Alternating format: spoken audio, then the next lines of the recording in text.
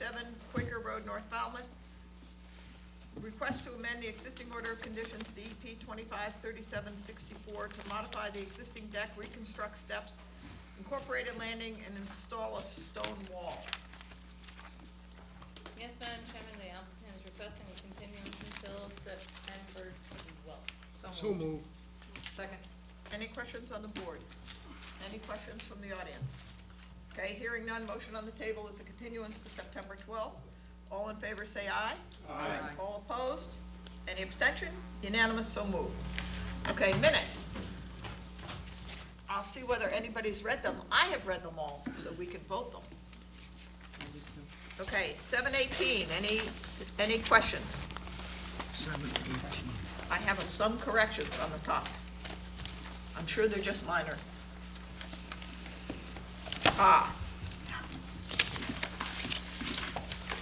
Page 5. It doesn't meet performance, this is underneath, where it's bold, it says, Michelle said at the request of the applicant's representative, I move to continue the hearing. Tom said second, and then you go down a little bit, under Mike McGrath, it doesn't meet performance standards of 10:30:8, it should be, not A, not 10:3A. And I said, this was on page 7, in the request to amend the existing order of conditions under Gordon. I did say, partway down the page, I voted against it's this amendment last time, but it's much clearer now. So I just want to add that, because I actually voted for it. Does anybody else have any? Nope. I make a Comments? motion to accept the minutes as written, discussed, and with the small changes. Second. Okay, all in favor say aye. Aye. All opposed? Unanimous, so moved. Minutes of July 25th. And I have minor questions, minor points here, just a couple of little typos.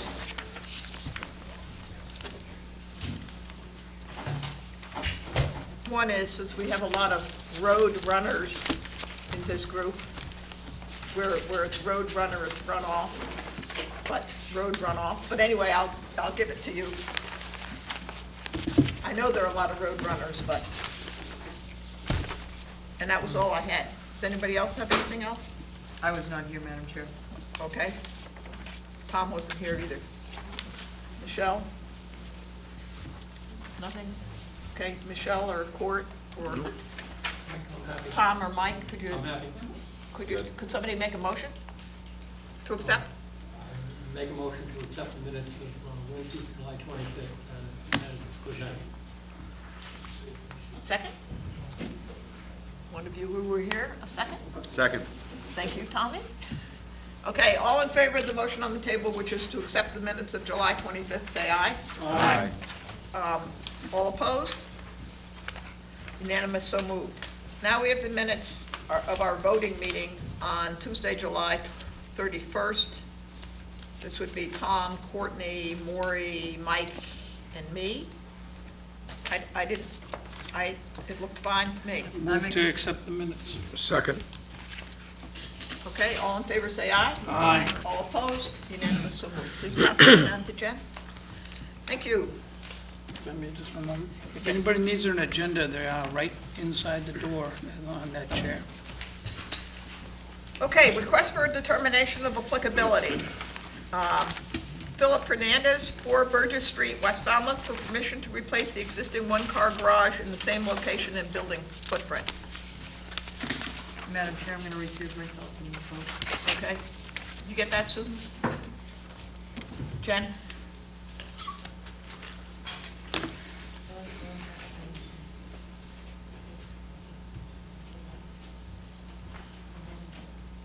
Yes, Madam Chairman, the staff has reviewed the project. We're recommending a negative turn to the state and bylaw with the resource area boundaries not confirmed. So moved. Second. Any questions on the board? Any questions from the audience? For those of you who don't know about requests for determination of applicability, RDAs, a negative determination is what you want to hear. That's why you're here, because that means you can go ahead with what you've discussed. And that's what the recommendation was. So there's a motion and a second on the table to accept staff's recommendation of a negative determination. All in favor, say aye. Aye. All opposed? Unanimous, so moved.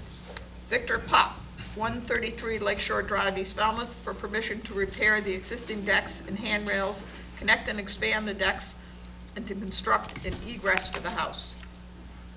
Yes, Madam Chairman, the applicant is requesting a continuance until August 29th. So moved. Second. Any questions? Any questions? Okay. Motion on the table is a continuance to August 29th. All in favor, say aye. Aye. All opposed? Any abstention? Unanimous, so moved. Jay Stein and Gretchen Foxstein, 80G Little Island Road, West Falmouth, for permission to vista prune. Yes, Madam Chairman, staff received a revised plan today, and at this point, we're recommending a -2 under the state and the bylaw with the resource area boundaries not confirmed. So moved. Second. Any questions? Questions anywhere there? Okay. Motion on the table is to accept staff's recommendation of a negative determination. All in favor, say aye. Aye. All opposed? Any abstention? Unanimous, so moved. Continued request for determination of applicability. Sally Mavor, 25 Bar Neck Road, West Falmouth, for permission to raise RAZE, the rear house on the lot, and construct a new house with deck, landing stairs, connect to town sewer, install an Environment 1 pump model, water service line, utilities, and associated clearing, excavating, grading, and landscaping. Madam Chair, Yes. I believe Bar Neck Road is in Woods Hole. It is in Woods Hole. I picked it up last time, Okay. but I can only see every other word tonight. No, I understand. Thank This you. was a misprint in the minutes, but I want it corrected for the record. They're withdrawing their application, Madam Chairman. Oh, Academic There you point, go. then. okay.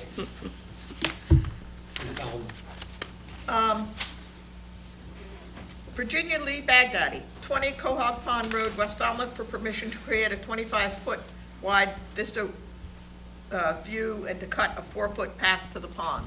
Yes, Madam Chairman, this was continued so the commission could go out and review the site, since you don't always get a chance to go out to RDOs. So our original recommendation, just based strictly on your regulations, was a +3, but obviously the commission has, it's up to you. Yes. Madam Chair, fortunately this afternoon I was able to take some time, and I met with Mark and Jeff on site with the applicant, and we discussed the vistas and the prunings and all. And the consensus was, with the understanding, no uplimbing done on these cedars, to remove the vines in the 25-foot area staked out and create a modest 4-foot path where there's no trees. at the end of it. Yeah. And then if there was, Mark did give, where the vines come down out of one cedar, there are some small dead There are dead limbs limbs, yeah. that they can do that, but that's not really uplifting. Yeah. And then Yeah, that was- Michelle and I stopped on an early morning run, and that was our view too. Gordon? Under the conflict of interest law, I do need to divulge that I built the house for the Baghdadis, but I have no financial interest in this. I do know, however, I'm very familiar with the property, and I think that what's being proposed is appropriate. They could want a glimpse of the pond. Right. I mean, that's reasonable. Yeah, and I know they've been dealing with invasives all along, so keeping them out of the trees, which is a positive thing. Yep. Then the board would want to vote a -2 under the state bylaw with the resource area boundaries not confirmed. So moved. Second. Okay, any other discussion? The only other discussion we had, I think last week also, or the week before, was the, with the discussion in the history, is there gonna be something to pursue all the other illegal? Yes, they are Okay. working with that. Okay. I just always feel kind of strange No, that Mark went we're on the allowing site more the other cutting day. when you look at 3 pages of violations and you, or a full page of violations and you say, not that I'm against what they're doing, but what they're wanting right now, I'm Yeah, in not fact, very happy. anybody who has fines like that in the trees, we would encourage them Encourage to them, come no, in. but it was here, all- They are, come- they're to going to come be in and ask for encouraging the native permission to do plantings it. to come back in those cut areas. Okay, thank you. Okay, any other questions? I'm happy. Okay, so the motion on the table is to accept Just the have a pond. recommendation of a -2 two under the State town? bylaw with the resource areas on. Oh, the state town. and bylaw. Okay, Yeah, it was either one of us. okay. Are there any other questions? One more question. Are we Yes. going to make some findings on that? Because I'm just reading the staff report. If we do disagree with Mark's findings, we must cite some rationale why we're gonna allow two vistas. one across. Well, I did it last Okay, time. okay. That this is a, Okay. one vista is if you have one ocean. If you're on a, Okay. on a okay. thin road All right. where one goes to the marsh and the other goes to the pond, Okay. Good, thank you. that's my rationale. You might not agree with No. it, but, okay, all in favor, say aye. Aye. All opposed? Any abstention? Unanimous, so moved. Request for hearings under a notice of intent. All hearings of the Falmouth Conservation Commission are held simultaneously under the authority of the Massachusetts Wetlands Protection Act and the Falmouth Wetlands Bylaw. Although a single decision is issued, it represents a separate decision under each authority. The reason, I don't know why you're looking at me, the reason I'm looking at you is that I had an eye operation today, so I'm seeing double. So I might call on some of you twice tonight. Okay, Virginia Frizzoli, 385 Sherwood Drive, East Falmouth, for permission to construct an addition to install native mitigation plantings and associated clearing, excavating, grading, and landscaping. Good evening, Tom. We'll see if Jen has any comments first. Jen? The only comment I have is you all should be looking at a plan dated August 7th.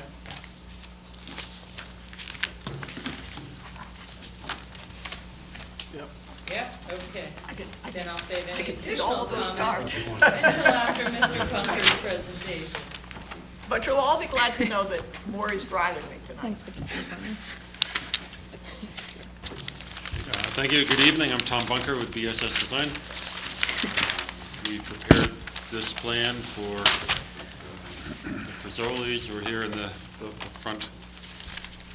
One is in the front row, Lou Fazoli. Virginia Fazoli's in the back row. This house was built in 1974 on this site. It's actually one of the first houses along this part of the shoreline in Great Harbors. And it is unchanged since it was built in 1974. I think they bought it in, was it 1979? Purchased it, and they've owned it since 1979, have made no changes to it, except allowing things to grow in. If you looked at an aerial photograph, or I have some of the town topo from that time, actually, when this area was developed, there was nothing along that whole shore there. So it actually has grown in some. They planted Rosa rugosa and things like that, which I know is not on your list now, but at the time, it was a good thing. Anyway, this is fronts on Great Pond. It's a tidal area there. You have some salt marsh, an area through here which is mixed Phragmites, marsh elder, and groundsel through here. A small area of sandy beach in the marsh. And lawn. It's a little hard to tell exactly where the marsh is. It's inside of the Phragmites area and all. And the wetland, because of there had been disturbance, we put on more as by elevation through here, going through the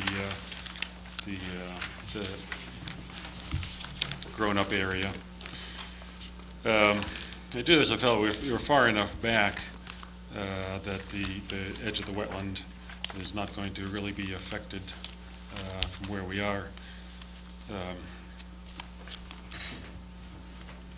The house is up on an elevated landform, as you can see, man-made. It's all lawn along this bank across the front of it, and then slopes back down to Shorewood Drive. We are in a flood zone here, and so this fill area does meet the criteria, the slope criteria for being a coastal bank. I've labeled it as such. It's not naturally vegetated. What they want to do, you have a limit of 200 square feet of addition within a velocity zone. And that's cumulative since when your regulations went into effect, and they have done no additions to this house previous to this. And on the previous plan, it showed 188 square feet, but I made a change to that on this plan here with a revision. It was 3.5 feet, and I actually didn't change the total proposed addition area was listed 188, that's actually 197 square feet in there. If you look at the areas listed above in the coastal bank zones, 38 square feet and 159 square feet, that does add up to 197 square feet. So there was a change in that, and a change in the, can't remember what it was before, but now the amount of mitigation planting, 432 square feet of mitigation planting down at the seaward edge of the lawn. We feel that this meets your performance standards. We're putting in the dry well to catch the runoff, meets zoning. It's less than, you're allowed 200 square feet of addition within the velocity zone.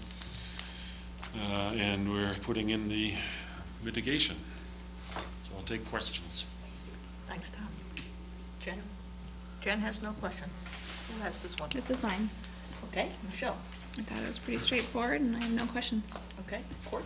No questions? Tom? I was just curious, you were installing a dry well on the new addition, maybe on the water side of the home to put the existing downspouts in the dry wells as well, just to contain more of the roof runoff. There's a couple, I saw the downspouts with the splash plates. Yes, yes. And I just thought, if you're installing one dry well, the ones on the water side are the ones that contribute to some of the wetness in the backyard, that if you had that in the dry well, it might just get it to the subsurface a little bit. So my suggestion is to just put a couple of dry wells in on the water side. I mean, that bank is pretty much all sand. Actually, I'd like to get as much water onto it as I can, because it dries up during the summer. So whatever water comes off that little corner of the house, the front corner actually, with the bushes along the back, and the grass. Pretty happy. You have an explanation. Sir, we need your name for the record. Oh, I'm sorry, Leonard Frizoli, spouse of the owner. Thank you. That's all. Maury? I just had a quick question, Tom. Where the mitigation planting is proposed, there's a Phragmites in that area. Is there any future plan to control that Phragmites? Because it usually has a tendency to take over, and it's only, you have your mitigation only 1 foot from that area. There's not, we discussed that. It's something I think possible in the future, perhaps, but I mean, at this time, we didn't. Well, in that case, then I would like to see the mitigation planting pulled away from the edge of the lawn more, so you could take and run a lawnmower behind it, so the Phragmites, when it comes up, you could keep it cut down. Mhm. With all due respect, there really isn't much Phragmites there, and I'm always trying to control it anyway, because it's so invasive. Phragmites actually come into the lawn if you don't stay on top of it. Well, that's what she's saying. Yeah, She's but- saying move the mitigation back so you have a foot or 2 feet that you can run the lawnmower around to keep it from going, because Right, but- otherwise it'll take over this. I agree with that 100%, but actually this spot here, It's gonna there's be very little Phragmites, because it's so damp. The Phragmites we have is in other sections of the back of the lawn. If you, Sir- look sir, at it today, it's not much.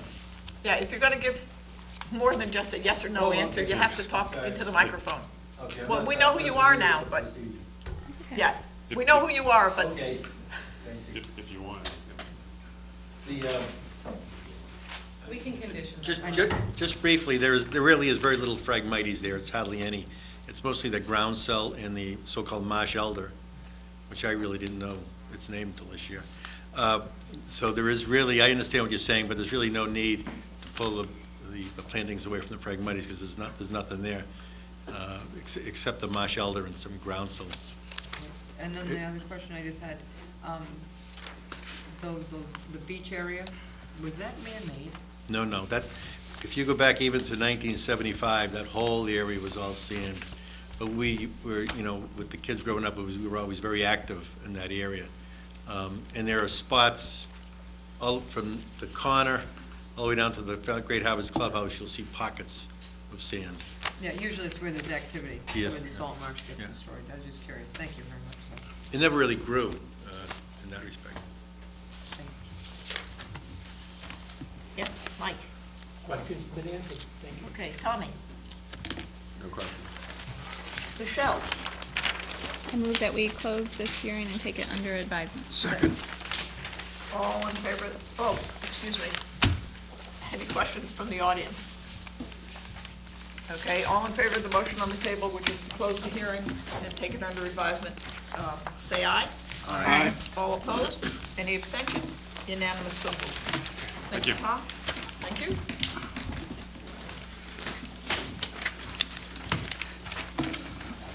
Joseph and Jean McCabe, 86 Eel River Road, East Falmouth, for permission to dredge approximately 90 cubic yards of sediment in a 40 by 80-foot area from Eel River and to construct a 4-foot by 104-foot long pier, install 12 10-inch diameter pilings, 6-inch by 6-inch posts, support timbers, deckings, railings, and a terminal T-section 6 foot by 16 feet. Thank you, Mike. Good evening, Mike. Jen? Yes, Madam Chairman, I'll save any of my comments until after Mr. Burzell's presentation. Okay, Mike? Thank you, Madam Chairman. For the record, my name is Michael Borselli from Falmouth Engineering, and I represent the applicant, Joseph and Jean McCabe. I'm joined tonight by Brian Wall, attorney for the applicant. We've applied under your notice of intent for permission to construct a private recreational pier and associated dredging necessary to meet your performance standards. The McCabe's own the property at 86 Eel River Road. I think you're familiar with it from previous applications and reviews. In fact, you reviewed a previous application for a pier at this property some time ago, where we had asked for variance relief from the overall maximum allowed length from mean high water. We had asked for a dock longer than 100 feet, and we tried to justify that variance request by suggesting that it would be better to get inadequate water depth than and only need a variance from a short distance from your maximum allowed length. You reviewed the project and issued a denial to our variance request, and there was an appeal process, and we are now back before you with a different concept and idea, which results in there being no need for any variances from your regulations. And the new application proposes a very similar structure, timber pier, 4-foot wide, pile supported, with a T-section measuring 100 square feet at the end. But in this particular case, we're asking to do some minor dredging in and around the end of the proposed pier, an average depth of dredge of 6 to 9 inches to get us to a water depth of 3.5 feet measured from mean low water. The overall volume of dredge that would result from this is 90 cubic yards. We submitted a narrative in the notice of intent that described that the work would be done from a barge, and the material would be dredged onto a barge. It's a small barge with a crane mounted dredger on it, and then there's a second barge where the material is placed and dewatered, and then the material would be hauled one trip to a facility that could accept it for offloading and then disposal at a approved landfill. We submitted all of the testing analysis, the shellfish survey, and the work associated with that was done by Jack Vaccaro. And we believe that the project meets the performance standards. We found nothing within 310 CMR 10 or FWR 10 that prohibits dredging so long as there's no adverse effect or significant impact on wetland resources. We describe in our narrative why and how we believe there's no impact and why this is an approvable project.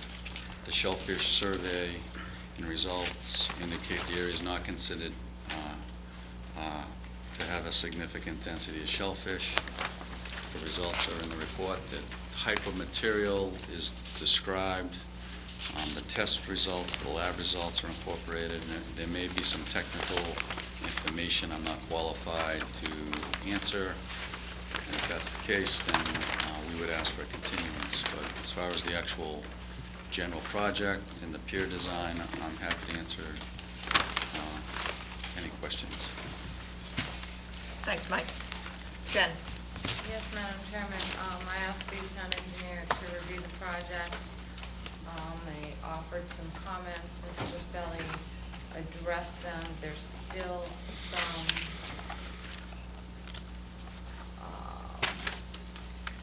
the town still has some questions on whether the FEMA flood zone, the velocity zone, is correctly depicted, so we've asked for additional information from the professional land surveyor on that.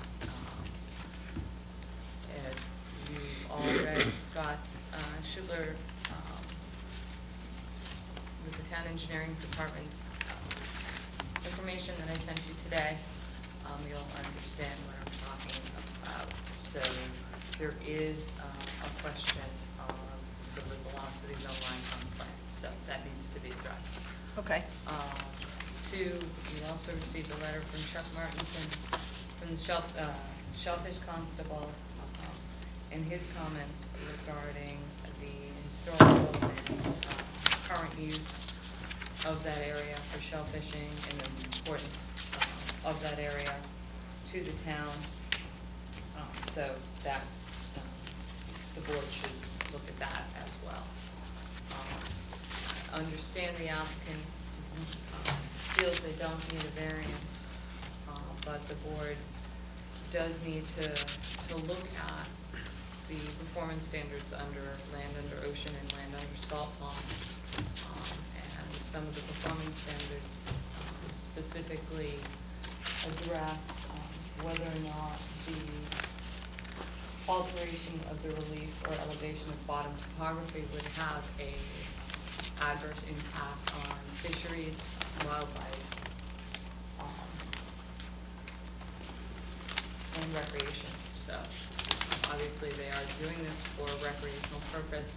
The board does need to decide whether the dredging would cause an adverse impact to the fisheries, including the shell fisheries in that area.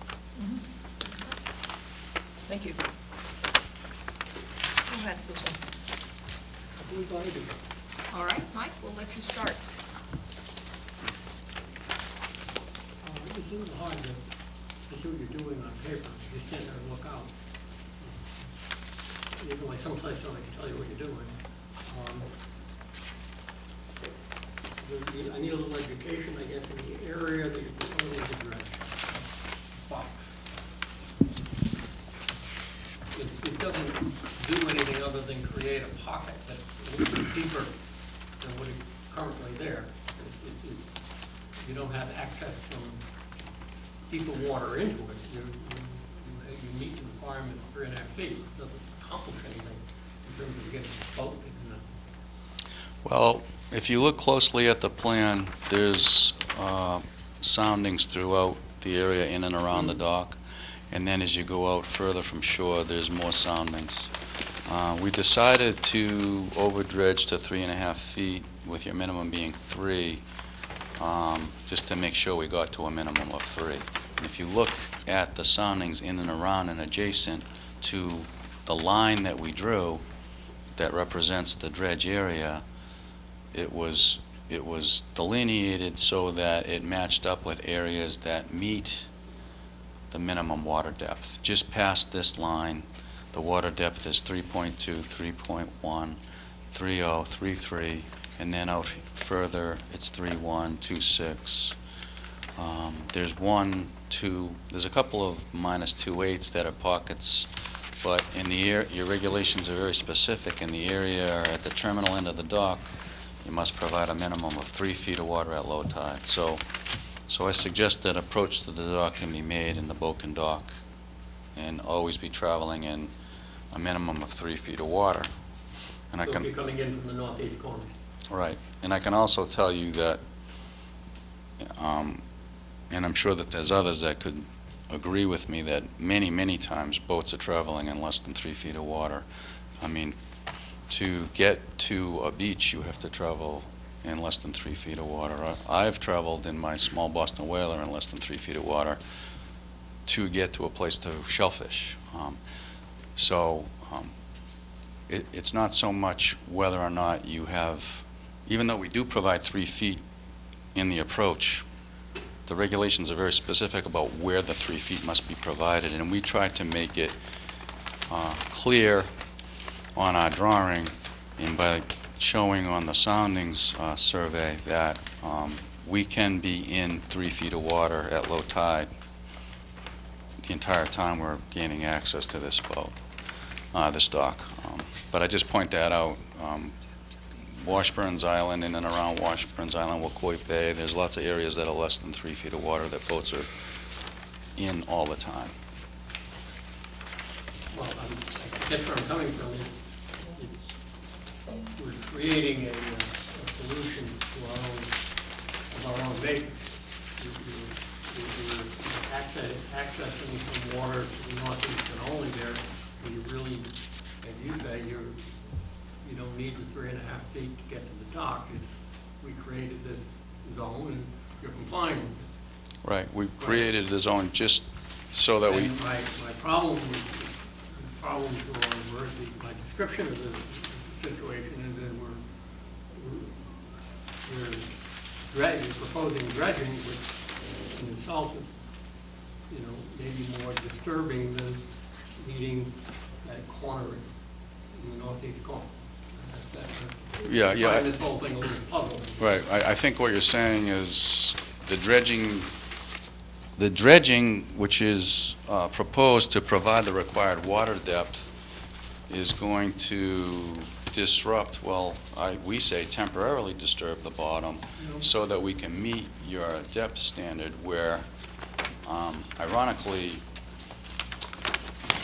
we considered applying for a dock that only provided 2.5 to 2.6 feet of water at low tide that would not have required dredging. But we know what your regulations say, and it's right there in black and white. So this was a way that we saw where we could conform to the regulations. We recognize that it's likely the type of boat that would use this facility could easily operate in 2 feet of water at low tide. But we were kind of placed in this position by the way your regulations are written.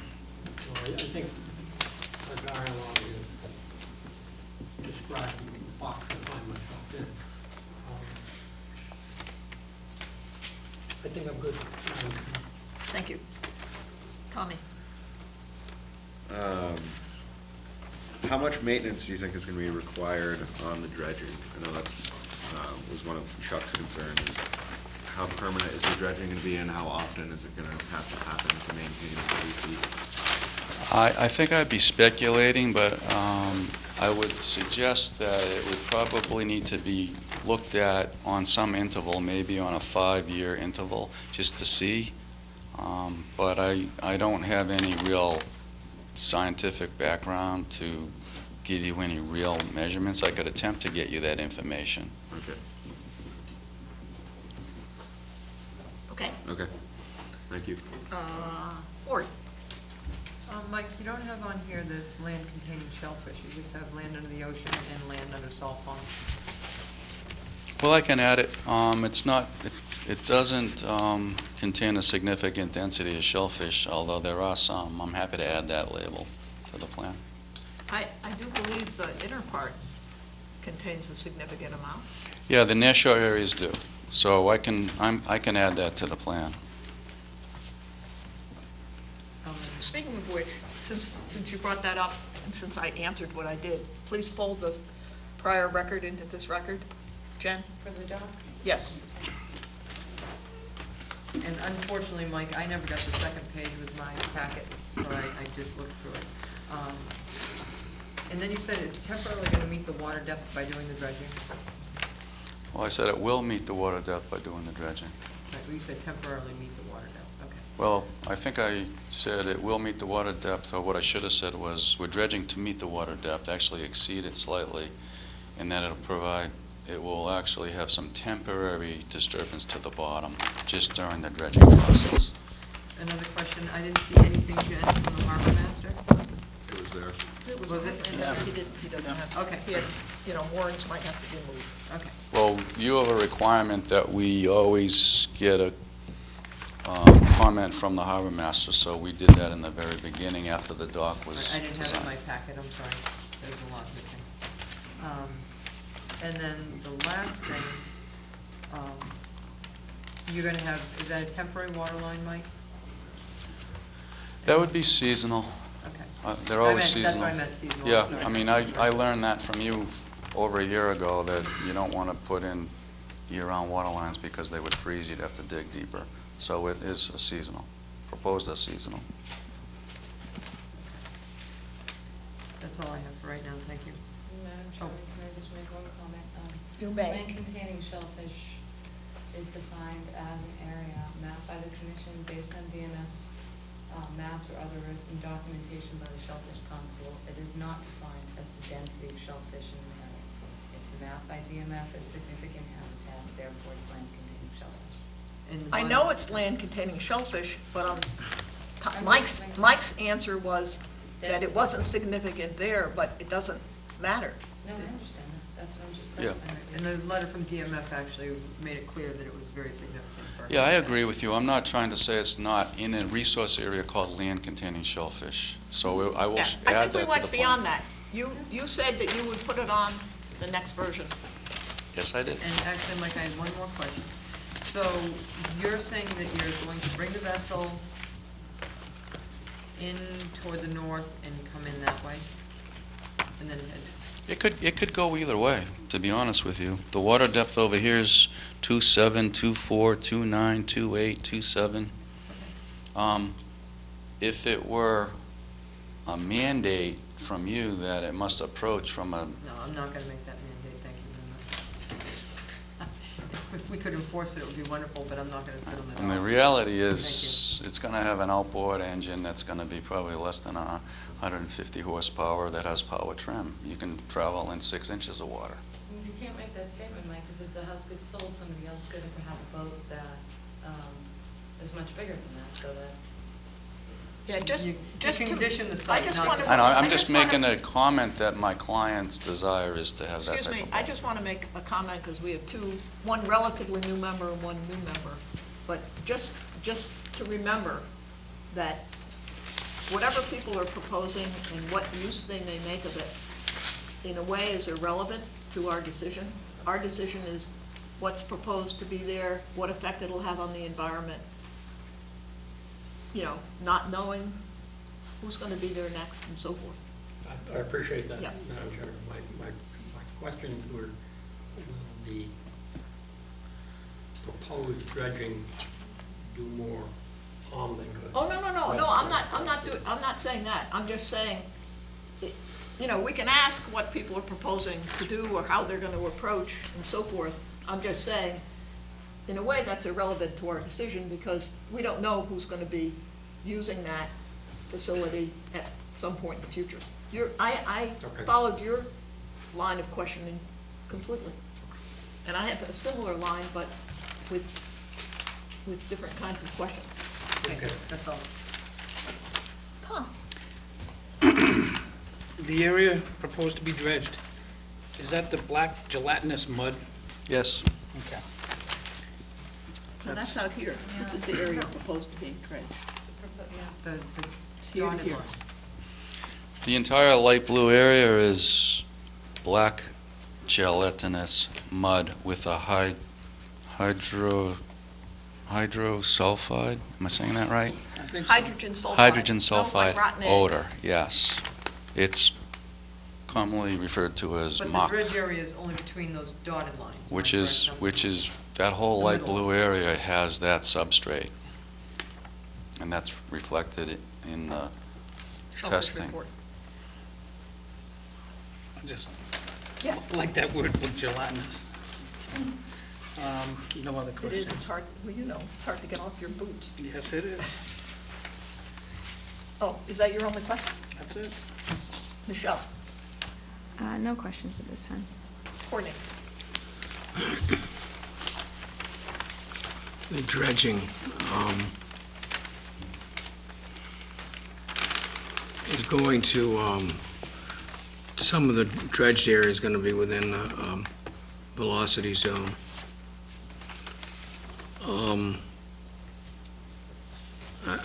So you're going to be dredging 2 or 3 feet roughly, depending on the, how much? 6 to 9 inches, And to a depth of 3 feet. you're in the velocity zone. Do you have any idea about how quickly the black gelatinous mud will ooze back into what you've done? And in other words, and what concerns me, quite honestly, is you dredge this and it's, you know, you've got such an unstable body, which you've described as black gelatinous mud, that will just ooze into the excavated areas, and then you'll be back to your minimum depth issues within a short period of time, particularly in the velocity zone areas. A few good storms and you're done. Those are my concerns, and I don't see any documentation to tell us how long this thing will really last. Madam Chairman? Yes.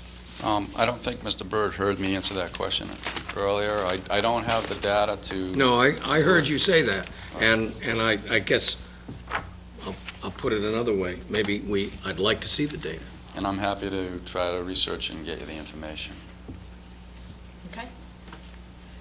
I have some questions. But before I ask my questions, I'm going to put a couple of things into the file. And the first thing I'm going to put in is my CV. And I've had over 40 years' experience as a marine ecologist and working on coastal management issues.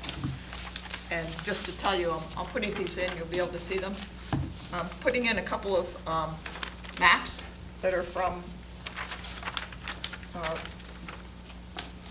we developed these when we were working with the Coastal Ponds Committee, and we did a survey of shellfish in the Eel River area. And the two things I want to point out from the maps are, one is the, this is called Childs River, right? Branch? Yes. Okay, the Childs River branch of Seacoast Shores, the east of Seacoast Shores.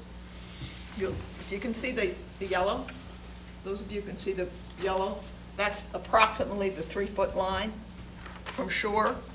And that's a branch that's connected to Wacoit Bay. You guys know the geography there. And there's a good current of water moving through. And basically, in both areas, the channel's right down the middle. But basically, there's a much broader channel there because there's much more water movement. This particular area where this is being built is what you might call a sort of a backwater, where you do have a very flat area. So I just blew that up on this one. So I just want to put those into the record. Did you get my CD? Okay. And I did want to point out, and the reason why I wanted to put the former record in is that near shore, we're always talking about soft shell clam habitat. And near shore, this is a soft shell this is an area that has significant amounts of soft-shell clams. And the comments were that this dredging would have no impact on the environment. But in fact, where it's going to be dredged, and in fact, the storms are going to have the effect of basically stirring up the bottom for a significant period of time. And Mike's part, if you dig a hole, it's going to eventually get filled in a depositional environment. But even more concerning to me, and this is something that came up a couple of weeks ago, is the effect of stirring up stuff. One of the effects is turbidity. And one of the problems we have here on the Cape, and this gets into the nitrogen problem, is that when you have turbidity in water, we all know it's been, a pretty warm summer, and the water temperatures are warmer than they have been. And turbidity makes the water temperatures even warmer than that. And the more water, the higher the water temperature, the less amount of oxygen it can hold. And so one of the big problems with soft-shell clams is there is some effective disturbance, but there's effective disturbance when people are harvesting them.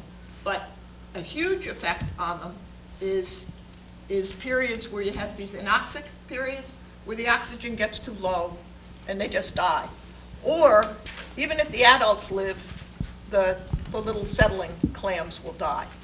And so I would say that my concern is one of the effects of dredging and also bringing a boat across this shallow flat into the dredged area is that we're going to have increased turbidity, increased oxygen, and so forth. And the other thing I just want to point out is that I did look, when I was talking about this a couple of weeks ago, 12 of the last 15 years globally are the hottest years globally since temperature records have been taken for the last 180 years. So 12 of the last 15 have been the hottest years. And Courtney, I did say fine sediments are going to be particularly stirred up with storms. And the last comment I want to make is it is frustrating. I realize it is frustrating for people who might buy waterfront property and might want to have a dock, that we do have regulations of 100 feet and 3 feet, no more than 100 feet out, and that's primarily because where our docks are allowed are in these narrow coastal embayments, and if you get more than 100 feet out, you're going to be interfering in navigation. And at 3 feet sort of is a minimum to avoid disturbance of the bottom. And anybody who shellfishes knows one of the risks of walking near docks is areas where there's been a blowout from motors. But this is it. Everybody hates waiting for tonight's not the night, but some night Courtney's going to tell us about regulations, and everybody hates regulations.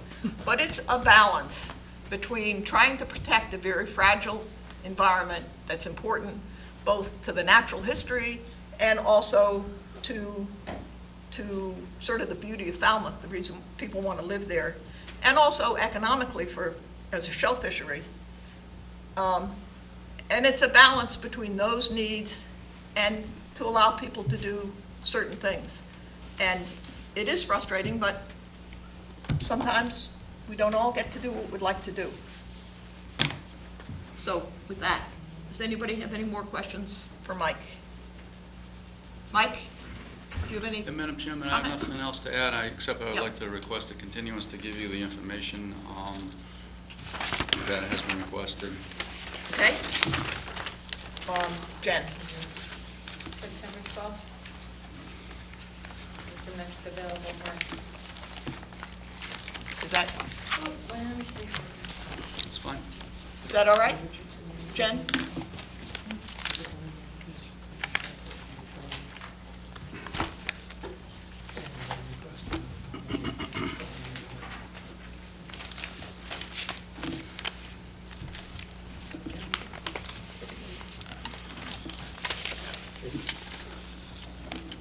Did you say the 12th? Or are you thinking? I did say the 12th, Michelle, Mike. I won't be here, but we have a Michelle lot of won't be here, people. Mike won't be here. Oh, Okay. Well, then we'll 1, have a 2, quorum. 3. All right. We'll have We- one. No, we don't. There's 3 other people who aren't sure they're going to be here. Okay.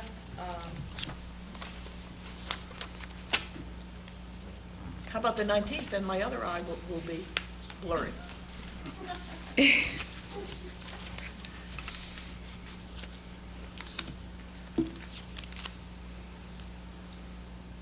Will that work? Will that work for you, Mike? Yes, The 19th? We would prefer to have the full Yeah. quorum. At the request In the review to the applicant, we Yeah. request a continuance to September 19th. Second? Yep. Are there any further comments? Okay. The motion on the table is a continuance to September 19th. Are you with us, Susan? Okay.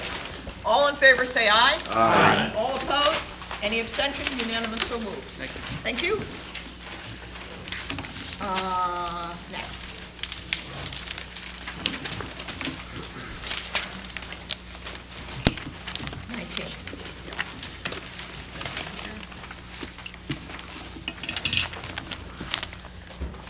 Janice Smith, 250 Alder Lane, North Falmouth, for permission to construct a single-family, 3-bedroom house with attached garage, deck with stairs, install a paved driveway, walkway, dry wells, AC unit, a singular nitrogen reduction septic system, utilities, native tree and shrub plantings, associated clearing, excavating, grading, and landscaping. Request for variances under FWR 10.13 from the performance standards set out in FWR 10.307B, FWR 10.307D 1B, FWR 10.185A1A, FWR 10.185A3E, FWR 10.187, and/or FWR 10.384D. Hello, Brian. Let me give Jen a chance to start first. Jen? Let's have any of my comments until after the applicant's presentation. Good evening. Good evening, Madam Chair. For the record, my name is Brian Wall. I'm an attorney with an office in Sandwich, and I'm here tonight representing the applicant generally, but in particular on the variance component that will come a little bit later. With me tonight is obviously the applicant, Janice Smith, who is in the audience, who will address you momentarily. Also, Mike Verselli from Falmouth Engineering is the project engineer.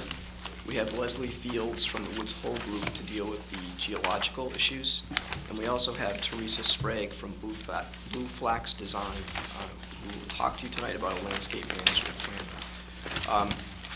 That's the order that you'll hear the presentations. I'd like to start, Janice Smith would like to address the board briefly to give you a little bit of background on how she came to own the lot and why it's been in her family for the past 40 years. Okay. Good evening. Good evening, Madam Chairman, members of the board. It's a pleasure to be here, and I first want to thank you for your patience with me in this case. And I also want to thank my team, Mr. Wall, Mike, Leslie, and Teresa for doing such a great job with this application. When I come to Falmouth at this time of the year, in late August, it brings me back to the first time that I came to Falmouth with my family back in the early 1970s. And I was a teenager at that time, and I was really excited because this was the first time that I took a vacation with my family to the Cape. You see, my father was a cancer physician at Mass General Hospital, and so his idea of taking a vacation was to stay at home, away from the patients, and to write chapters for his book. So back in around 1972 or 73, one of his most appreciative patients, a lady by the name of Mrs. McDermott, invited our family down to Old Silver Beach to spend a few days clam digging with her 5 sons.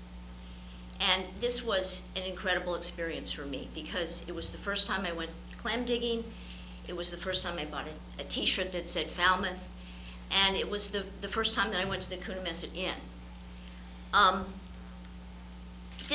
this time, it was such a wonderful experience that my father decided that he would retire in Falmouth.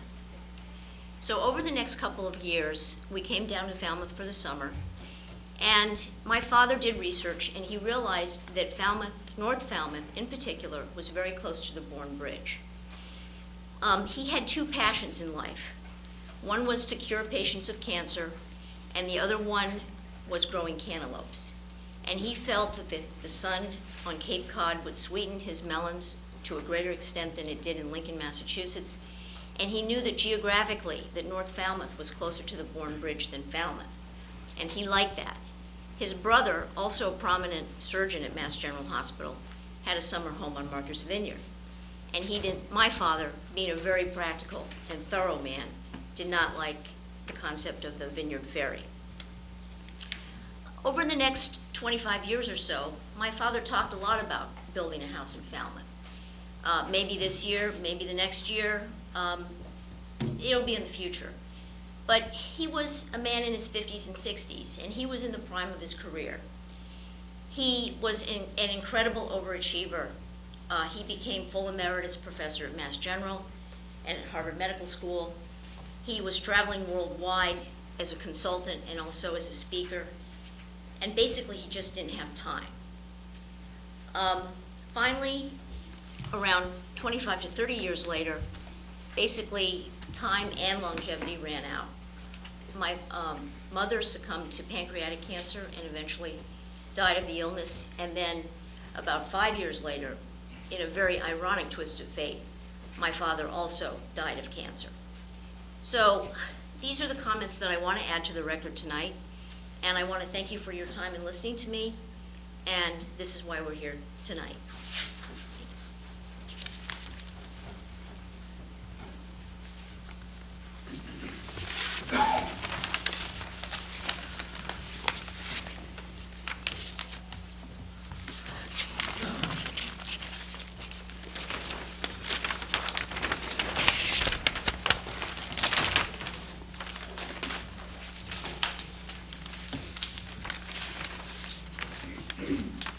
Madam Chairman, Yes, for the record, my name is Michael Borselli, and I represent the applicant.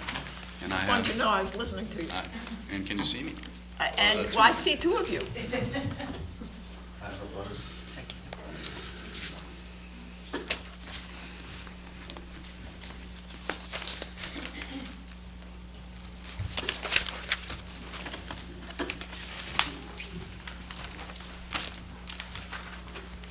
As I started to say, I represent the applicant, and we submitted an application for permission to build a single-family dwelling on this property.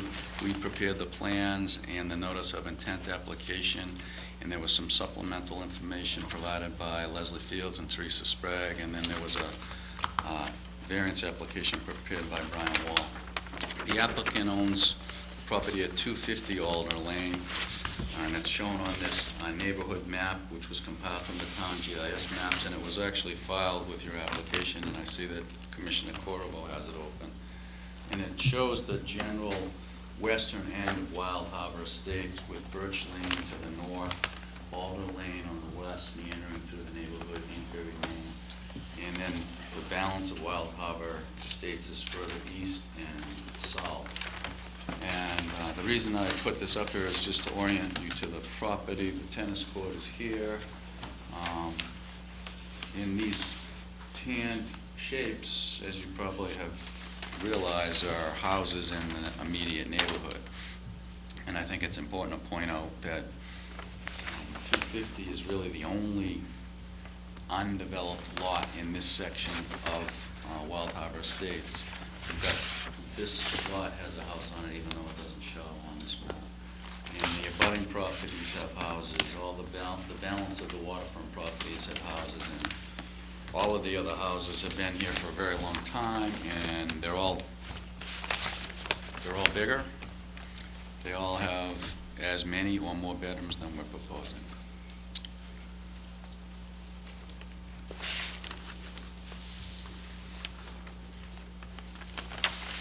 We did a design of the house site, and we did a blow-up of it on this map to show the detail. You all have these details in your file. The proposal is to build a 3-bedroom, single-family dwelling in a location as far away from all the wetland resources as possible, putting it up near and as close to all the land as possible, up to and just at the minimum setback by zoning of 25 feet. The proposed septic system is located between the house and all the land as far as physically possible from all other wetland resources.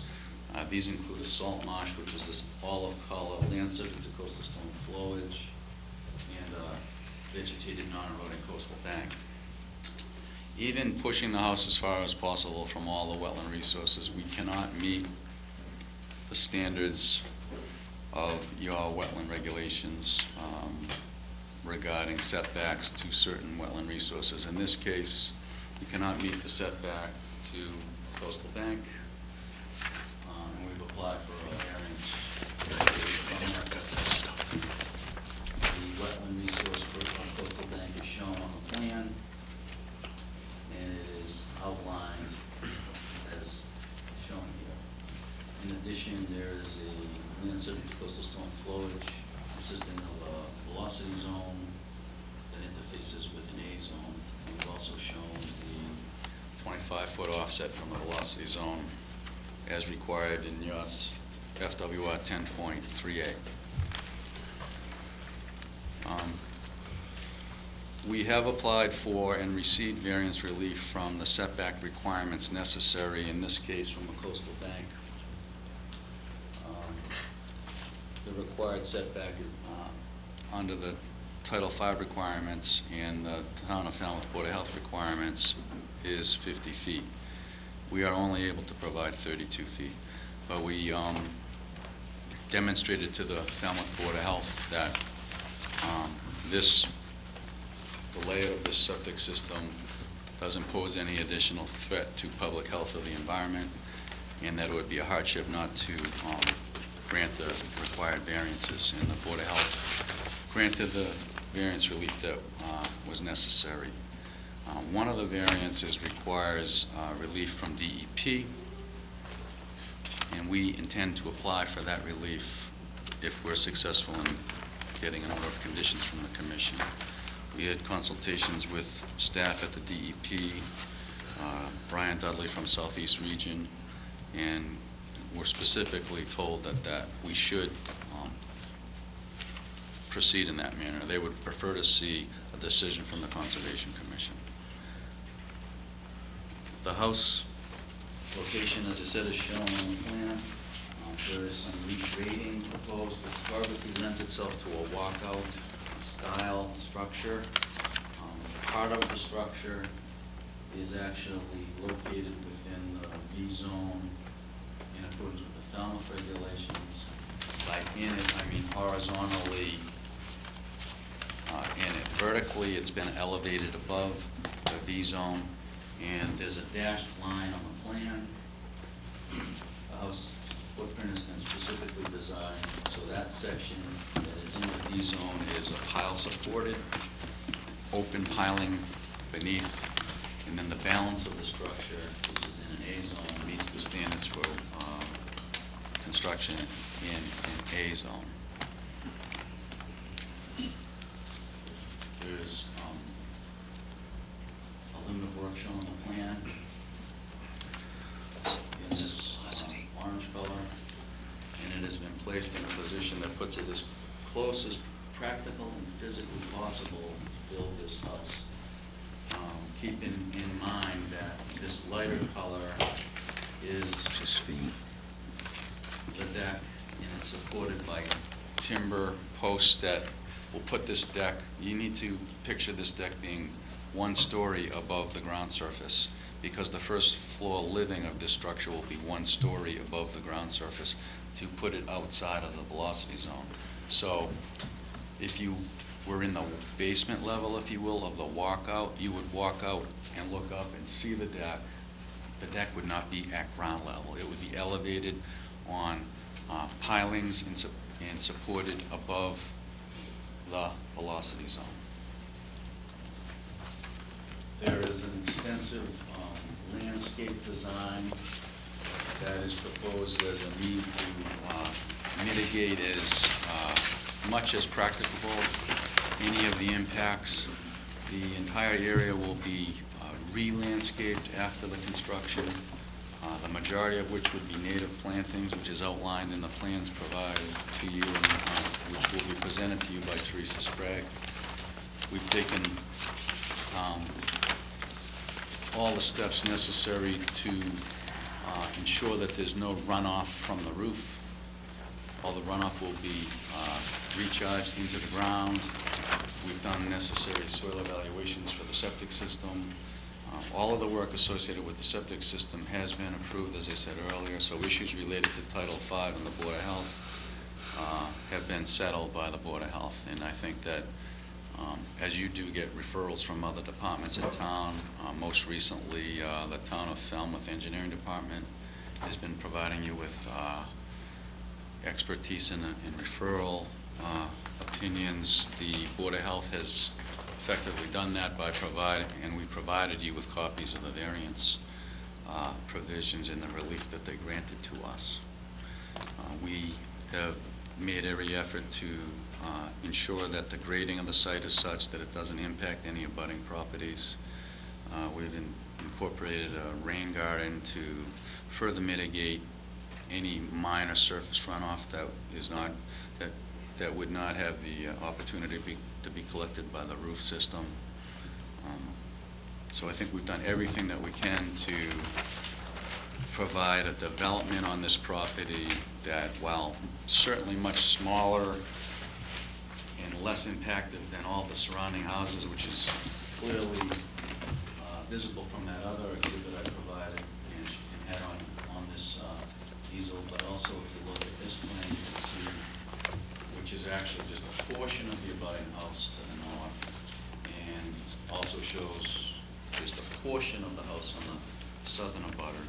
And our proposed structure fits inside both the portion of this house and the portion of this house. So the size, I think we've demonstrated that we've tried to minimize as much as possible the impacts, recognizing that we can't meet your standards, but also recognizing that this lot was created at a time when such standards didn't exist. In fact, I can recall back in February of 2008 when you had public hearings on the new regulations, and I remember them as clear as a bell. They were in the basement when you used to meet downstairs in the basement, and your former chairman, Karen Wilson, when questioned about how some of these older lots were going to be able to conform, and I'll paraphrase, I don't think it's a quote, but I remember hearing distinctly that that's why we have a variance process. That all being said, I'm going to turn it over to Leslie Fields, and then and Teresa will follow Leslie, and then we'll be available for questions after Brian.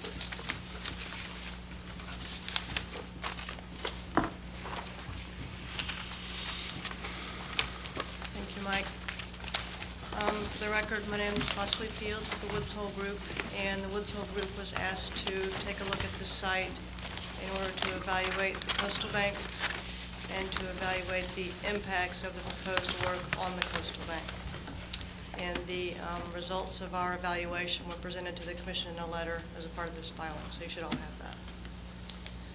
The coastal bank on the site is toe of the coastal bank. Well, the coastal bank is set back from the salt marsh. The toe of the bank is approximately 80 feet from the salt marsh. In between the bank and the salt marsh is a land subject to coastal storm coverage.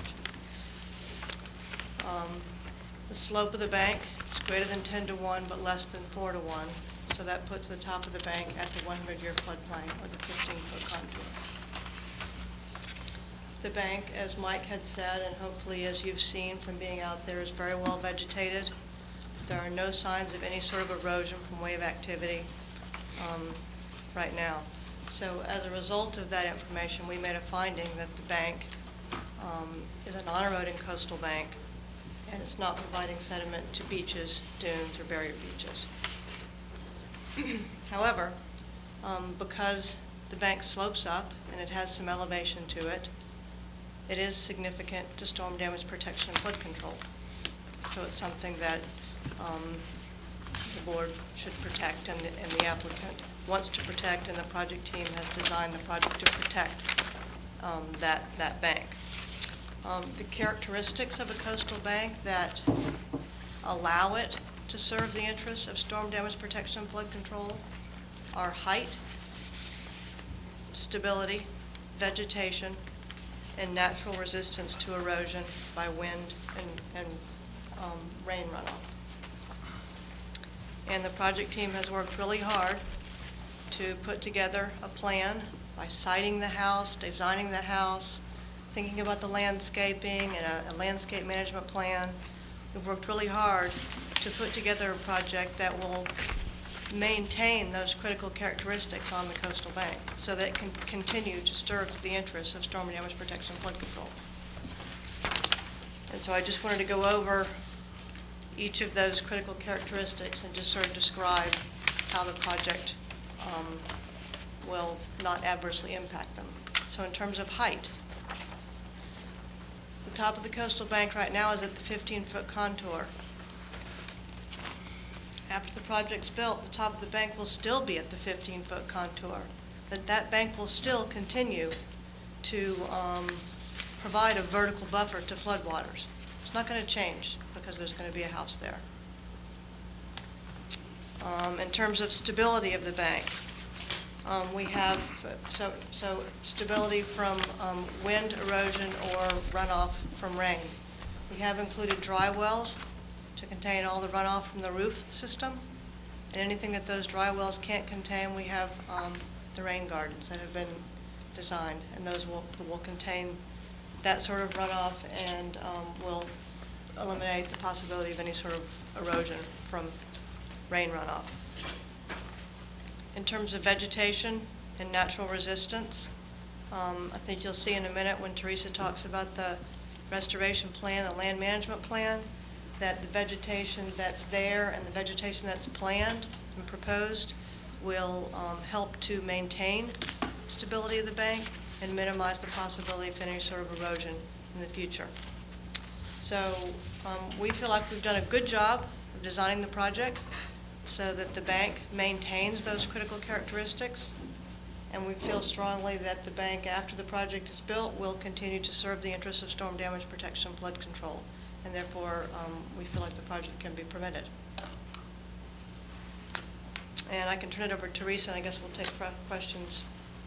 We'll let you have your presentation, and then it will be our turn to ask questions. Okay, thank you very much. Thanks, Leslie.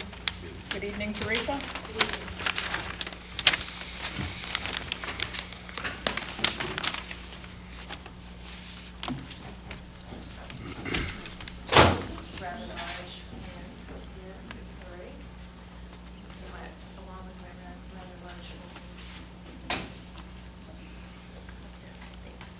Jen, are they providing copies of these? Sorry about that. For the record, Teresa Sprague. Teresa, I'm sorry. And, you know, anytime we have presentations like this, we need copies provided for the file. Yes. Okay. Yep, you'll have all of these photos. Okay, thank you. Presentation. So for the record, my name is Teresa Sprague with Blue Flags Design. The goals and objectives for this land management plan and restoration plan are pretty much in a nutshell to protect the existing native vegetation in the interior portions of the lot and along the salt marsh by managing invasive species that are beginning to colonize these areas, to manage invasive species that have heavily colonized areas along the northern and southern property boundaries and in the eastern portion along Alder Lane where unauthorized dumping and clearing have occurred, and to restore those areas with appropriate native plant community that will be allowed to naturalize. In addition, we'll also be creating some rain gardens around the proposed dwelling at the northern and southern property boundaries to help manage any potential overflow from the dry wells, as well as potential runoff from the lawn area, and I'll show you those in a little more detail. All restoration and landscaped areas will be planted with appropriate native tree, shrub, and herbaceous ground cover species. So the 16,500 square foot lot is currently undeveloped, as has been demonstrated, but it has been used as a dumping ground for neighboring properties with grass clippings, woody brush, minor construction debris, plant pots, empty cans, and even an old doghouse observed. Dumping and unauthorized cutting of vegetation has degraded the eastern portion of the property where the development is proposed. In a conversation that I had with the neighbor directly to the south of this property after our very first meeting, which was about a year ago, I learned a little bit more about the history of how this lot has been used. It has been cleared in the past by the neighbor who attempted to plant a vegetable garden on the site, and they kept their dog on this site. Unfortunately, the neighbor was discouraged that the conditions on the site were not conducive to a successful vegetable garden with the amount of salt and wind, so that was sort of abandoned over time. The doghouse was a high school project of his son, and that was kept there, and the dog was kept on this property, and then eventually when the dog was no longer around, the doghouse was just left here. So the history has definitely been neighbors using the site, unauthorized use of the site, unauthorized cutting, planting, dumping, and then just it's been used as an area just to dump their own garden debris and vegetation debris as they cleaned up and cleared their own yards. A vegetation analysis of the property identified a mix of both native and invasive species, with a healthier native plant community being found in the relatively undisturbed interior portion of the lot and at the edge of the salt marsh. Native species located throughout the property include pitch pine, Virginia creeper, oak species, black cherry, eastern red cedar, sassafras, sumac, bayberry, maleberry, raspberries, common pokeweed, and solidago species.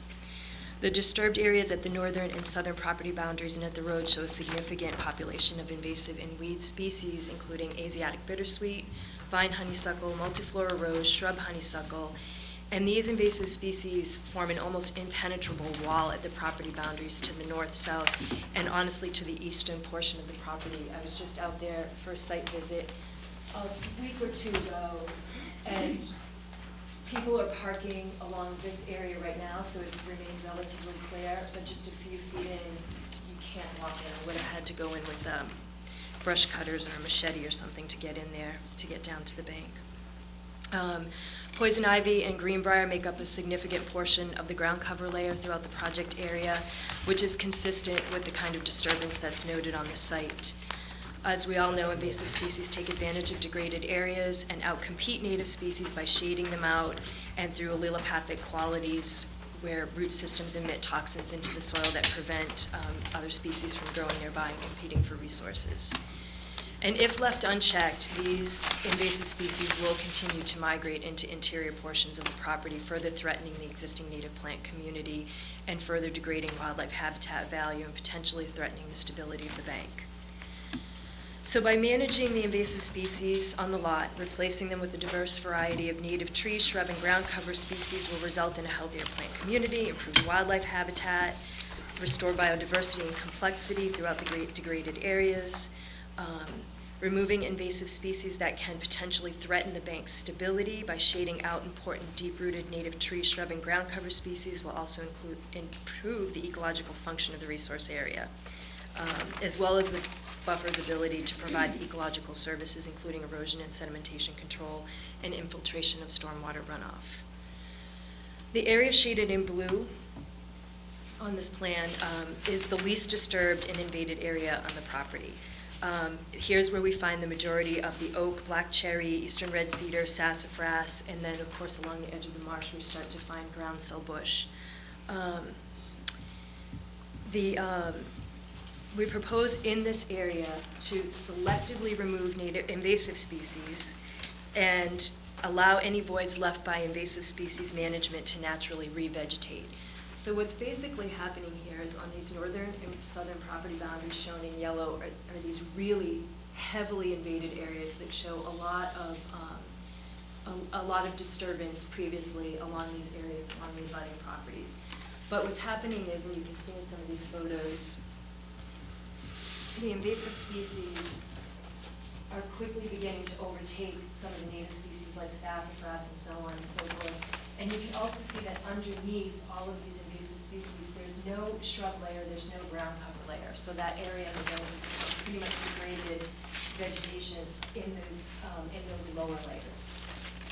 This is the area along the salt marsh, which is the most pristine area on the site, currently very healthy along the edges of the salt marsh, except to the north and the south, where particularly bittersweet is making its way into the interior portions of the lot. So the heavily disturbed areas shown in yellow here will be more intensively managed. Invasive species will be selectively removed, taking care to preserve all native species. However, native species that have been damaged by invasives may be pruned as necessary to improve their long-term health. These areas are proposed to be fully restored with native trees, shrub species including Amelanchier canadensis, arrowwood viburnum, maple leaf viburnum, highbush blueberry, red chokeberry, and Clethra alnifolia. The eastern portion of the lot, where the development is proposed, in this area here, is really the most heavily degraded by the dumping and unauthorized cutting, so people are just making their way in from the street or have been in previously. The land around the proposed dwelling, shown in a lighter green, will be restored using native vegetation. Pitch pines that are proposed for removal will be replaced at a greater than 1-to-1 ratio, so 19 pitch pines are proposed to be removed, 23 trees will be replanted, a diverse mix of canopy species including black tupelo, American holly, serviceberry, eastern red cedar, and American hornbeam. Vertical layers will be restored with shrubs including Virginia rose, inkberry holly, summersweet, winterberry, and highbush blueberry. The ground cover layer will be restored with a mix of native warm and cool season grasses, sedges, and forbs. And then in addition, we're proposing 2 rain gardens to the north and the south of the dwelling. And these are basically oversized rain gardens that would be put there to handle water in the unlikely event of dry wells overflowing, and to also help manage any of the potential runoff that might come from the proposed lawn. The proposed lawn is a mix of native fescues with some perennial rye and a little bit of Kentucky bluegrass. And basically the lawn is proposed simply to be in keeping with the rest of the neighborhood that all has lawns along the front of the street. Let me see. So soils in this area have been determined to be loamy sand, I think Mike discussed that. The rain gardens are oversized, designed to handle runoff of 1 inch in 24-hour storm event from the lawn areas, as well as any potential overflow from dry wells. The depth of the rain gardens have been determined by the slope, the soil type, and the size of the garden area. Native plant species proposed for the rain gardens were chosen for their adaptability to both wet and dry conditions, as well as periods of standing water. Of course, with the loamy sand soils, the area percolates very quickly. So we are proposing to actually use some compost in there to help a little bit with water retention. Proposed rain garden species include highbush blueberry, summersweet, winterberry holly, arrowwood viburnum, and with trees, black tupelo being planted at the edges of the rain garden on the southern property boundaries over here. And American holly and serviceberry planted at the edges of the rain garden to the north of the proposed dwelling. Low berms will be created on the downslope side of the gardens using material removed from the garden depressions, and the berms will be heavily planted with deep-rooted native grass species such as Panicum virgatum to allow water to infiltrate and slow water down. If the rain gardens were to overflow in a major storm event, the berms and planted material would slow the water down and help spread its movement to prevent erosion issues. The area shown in darker green, as I said, would be planted with that low water grass seed mix. The grass species specified are deep-rooted, require minimum water and mowing once established. I want to make sure that's made clear. And the lawn will be maintained organically as required for Falmouth-friendly lawns. So, and just to finish up here, that was a big long spiel. I just want to make sure that it's important to note again about the invasive species management. And if the invasive species are not managed on this lot, they will continue to migrate into the interior portions of the lot and further degrade what right now is a healthy existing native plant community.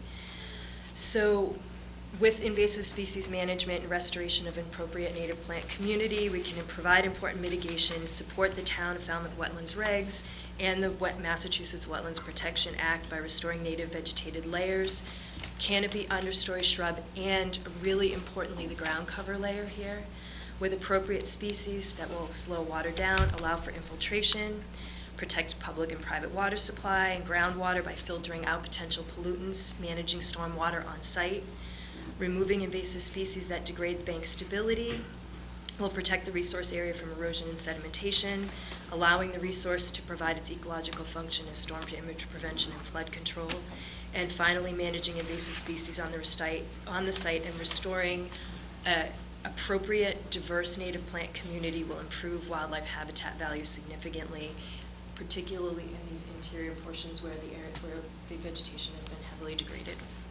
So, with that, I'm happy to answer any questions. Thanks, Teresa.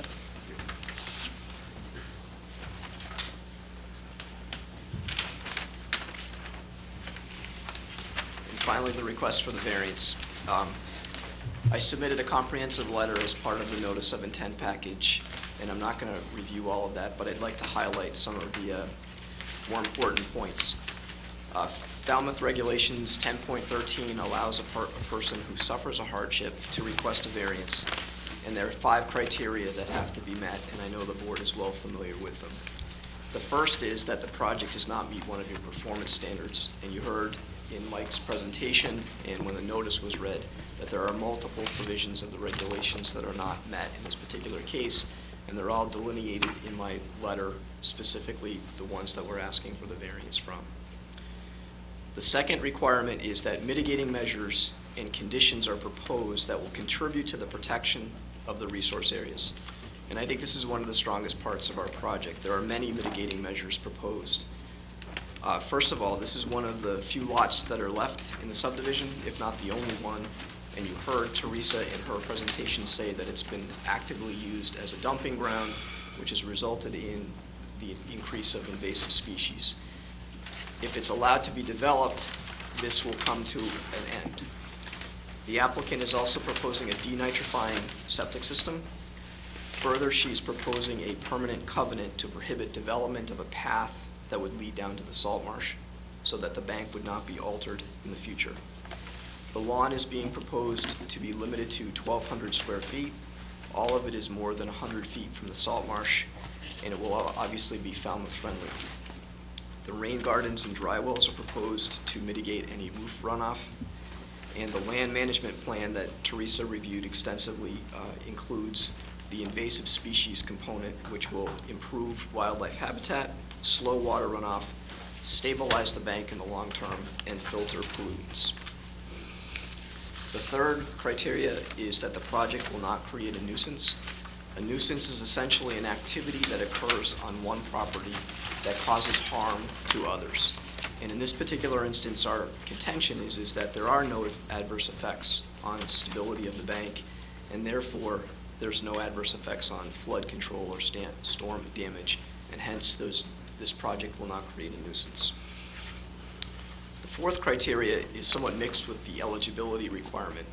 In order to file for a variance, the applicant must have a hardship, and the fourth criteria says that the hardship cannot be created by the applicant.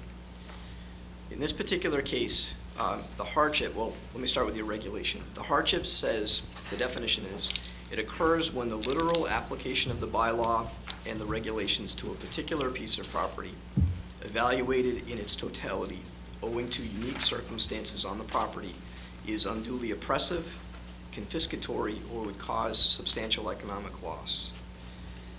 In this particular case, as you heard Janice when she came up to address you, her father bought the property in 1975.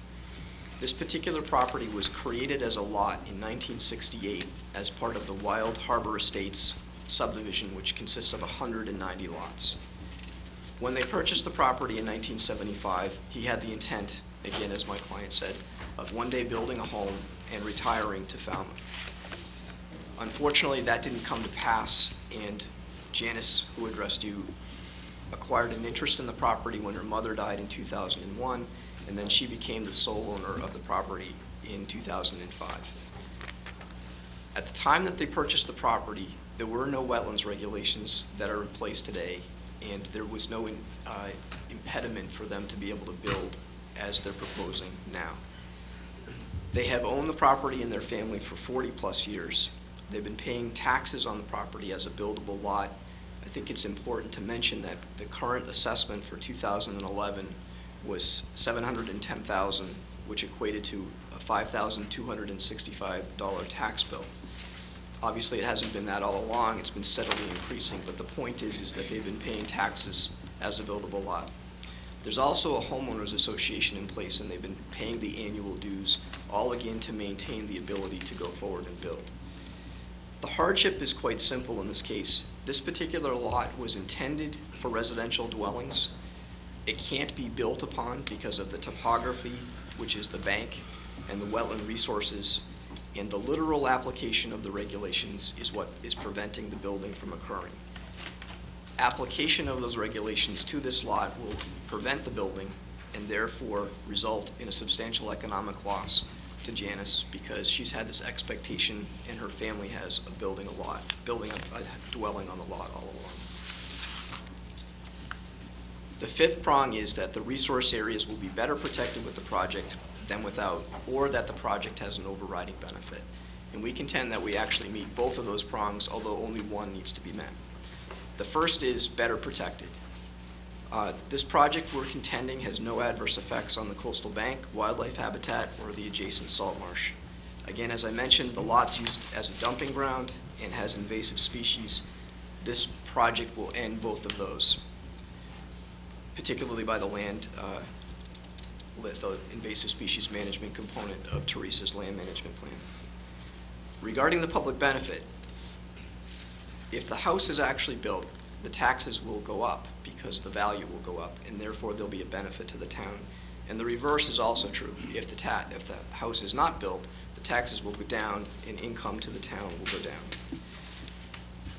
These, I do want to mention, I know the board is familiar with the Spolaris case over on Squibnocket because we just recently finally came to a resolution in that case.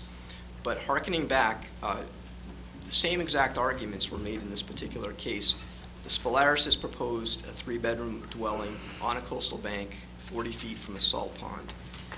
And their lot also was being used as a dumping ground.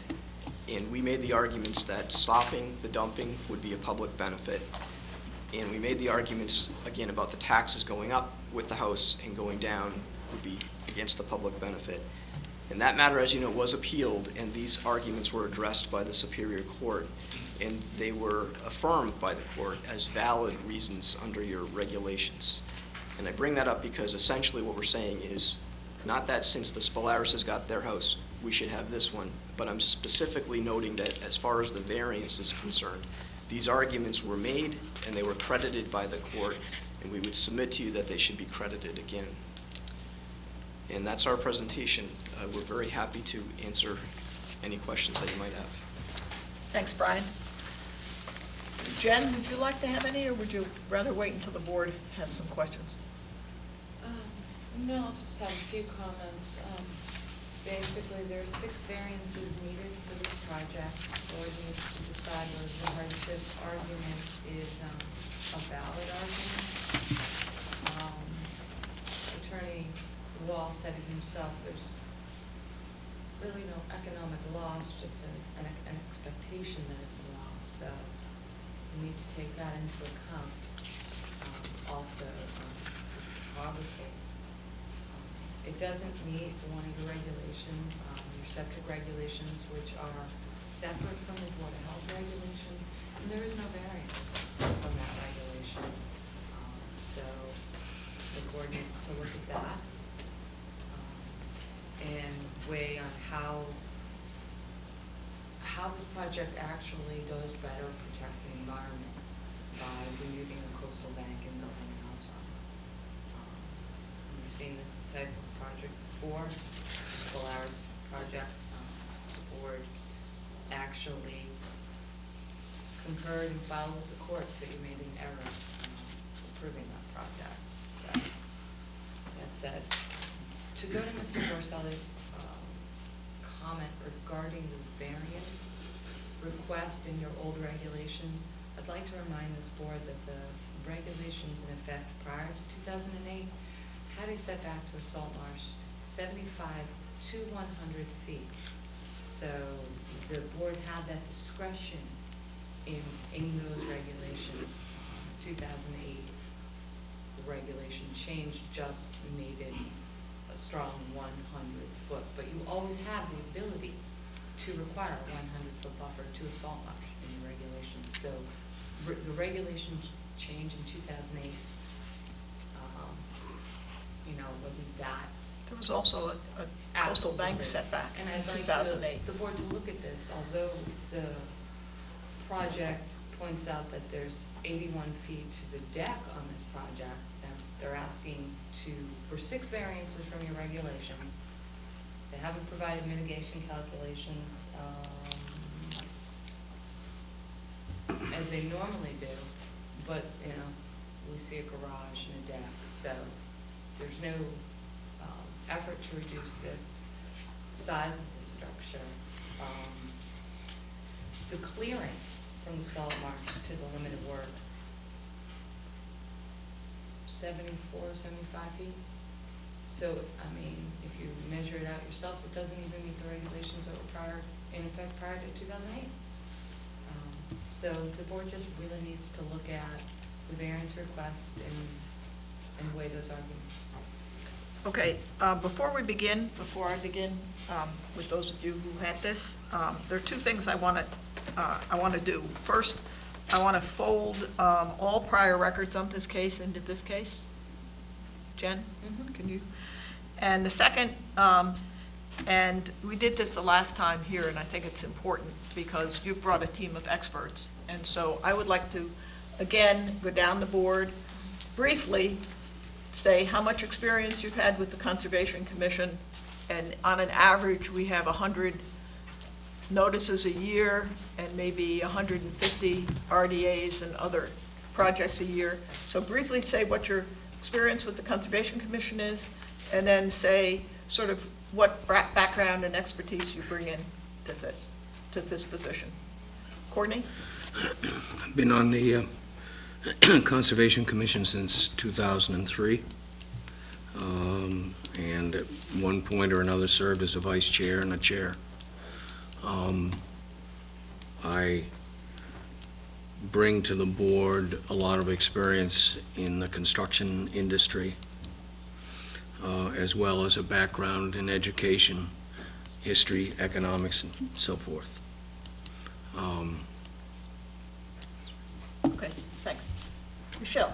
Been on the board, I believe, since 2006. Might have been 2007. It's been so much fun, I forget.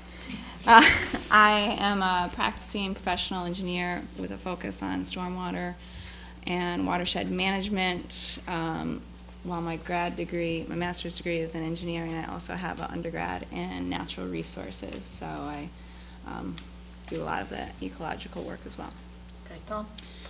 This is my 3rd term on the board. I currently am the vice chair.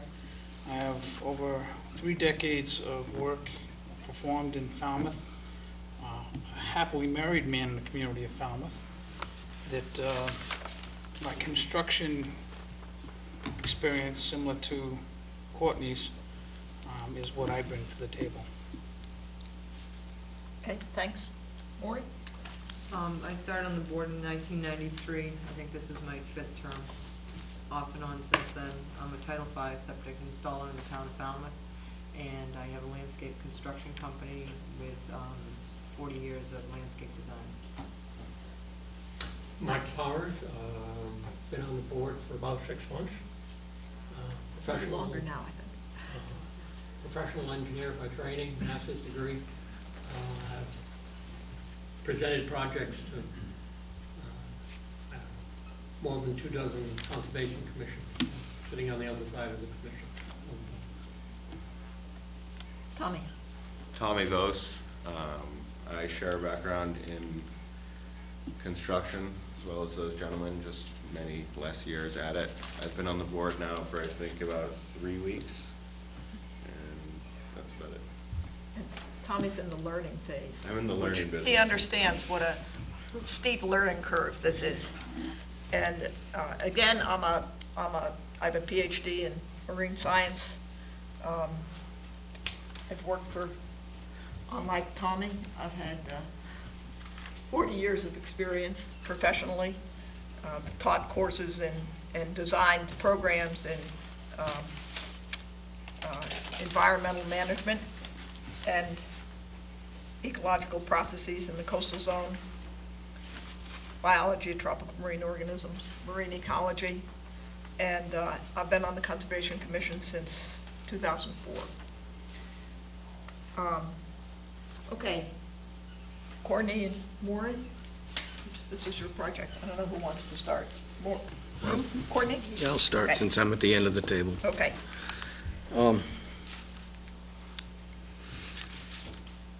This project has been in front of us before, and it's the kind of a project that we'll probably see more of. It's a difficult project for us to look at and to determine. And it's ironic that as a site officer, or one of the site officers, I was sitting in front of this lot today, and my cell phone rang, and it was a real estate agent in Olympia, Washington. And I have a lot in Olympia, Washington, that I'm trying to sell. And I had spent 3 years ago some tens of thousands of dollars developing this 5-acre lot, including putting a road in 900 feet long, putting utilities in, working with an engineering company similar to the ones that come in front of us, and lawyers like yourself, to design a site that was met all the regulations in effect at that time. The lot's heavily wooded. It has old-growth subtropical forest on it. There are some cedar trees on that lot that were adult trees when the Pilgrims landed in 1620. There's old-growth Doug fir on that lot. And through the middle of the lot runs Woodard Creek. And Woodard Creek is a salmon spawning ground. So when I designed this lot, or designed it, I looked at the regulations. The regulations stipulated there would be no development within the buffer to that creek within 100 feet. So I designed a septic system and got it permitted. I laid out a house design and a well and everything else that fit that criteria. So anyway, I got an offer today, and one of the contingencies was, since the septic permit, which I had obtained to make it very easy to get the project, had expired, I needed to find out what would happen. I called the engineer. I said, well, the permit's expired. And he said, not good. I said, what do you mean? Well, the Thurston County Conservation people increased the buffer to that creek to 200 feet. That meant the septic system was now, that I had designed and permitted, was now within that 200 feet buffer. The well now was, when I tried to fit everything in there, it wasn't going to work. I said, well, what will it take to get it permitted? He said, well, to start with, just to go in and talk to the people, it'll cost you $4,500. Now, the reason I say this is because I want to underline that your dilemma is not unique. And the question really is, why, and I look at this and I say to myself, I'm not happy about being out thousands of dollars. And hopefully I can work around the situation and get the thing permitted. However, The fact is, the regulations were increased out in Thurston County to protect the salmon, to protect that old-growth forest, for good reason. And so, as a member of this commission, I'm very sympathetic to the applicant, but I also have to balance that with the needs of the environment. I don't have any other questions or comments. So after all that, you have no questions? No, I think the You've said what project, you had the to project say. has been, I will say this, the project has been well thought out, it's been well designed. They've done the best job they could with the constraints that they face, but they have some real hurdles. And I don't think I need to embellish on that at all. Okay, thank you. More. Mike, the plan that you were referencing, what is the date on it? When you had your plan up, I can't see from there. No, not that one. That one. What's the date on that one? I just want to make sure I have the right date. June 20th? Okay, just want to make sure, and the other one was July, right? Okay. Do you have the EP number? Yes. Okay. With that said, I just want to make sure I had the right plan, and that we were on schedule with the state. You referenced that you had a Board of Health variance. It's expired. It hasn't expired. Do you have, is that the one that we got in our packet? They're good for It two. has- yeah, Permit Extension Act. It's the Extension Act. It's not just our permits, Oh, it's all all right. permits. Okay, my error. Isn't that just convenient? What is the scale on the blue flax plan? Because it's not stated. And it does not correlate with Mike's plan. Yes, I don't say it's, I'm sorry. It should be on the plan. It should be on the plan, and you're right. It absolutely should be on the plan, and is always on my plan. So that is Not always. completely an oversight. I have a scale on the section of the rain garden. Because your distances and Mike's, no matter how I scaled it, didn't come out the same. No, it looks like The it other does. discrepancy in the two plans is the first floor elevations. Blue Flax's is at 23.5 for the first floor elevation, and Mike's is at 2,000. Thank you. Okay, thank you. Sorry. So, again, when you bring these plans, they should match, because whoever's gonna do the work, if it does get done, will be very confused to not know apples and apples.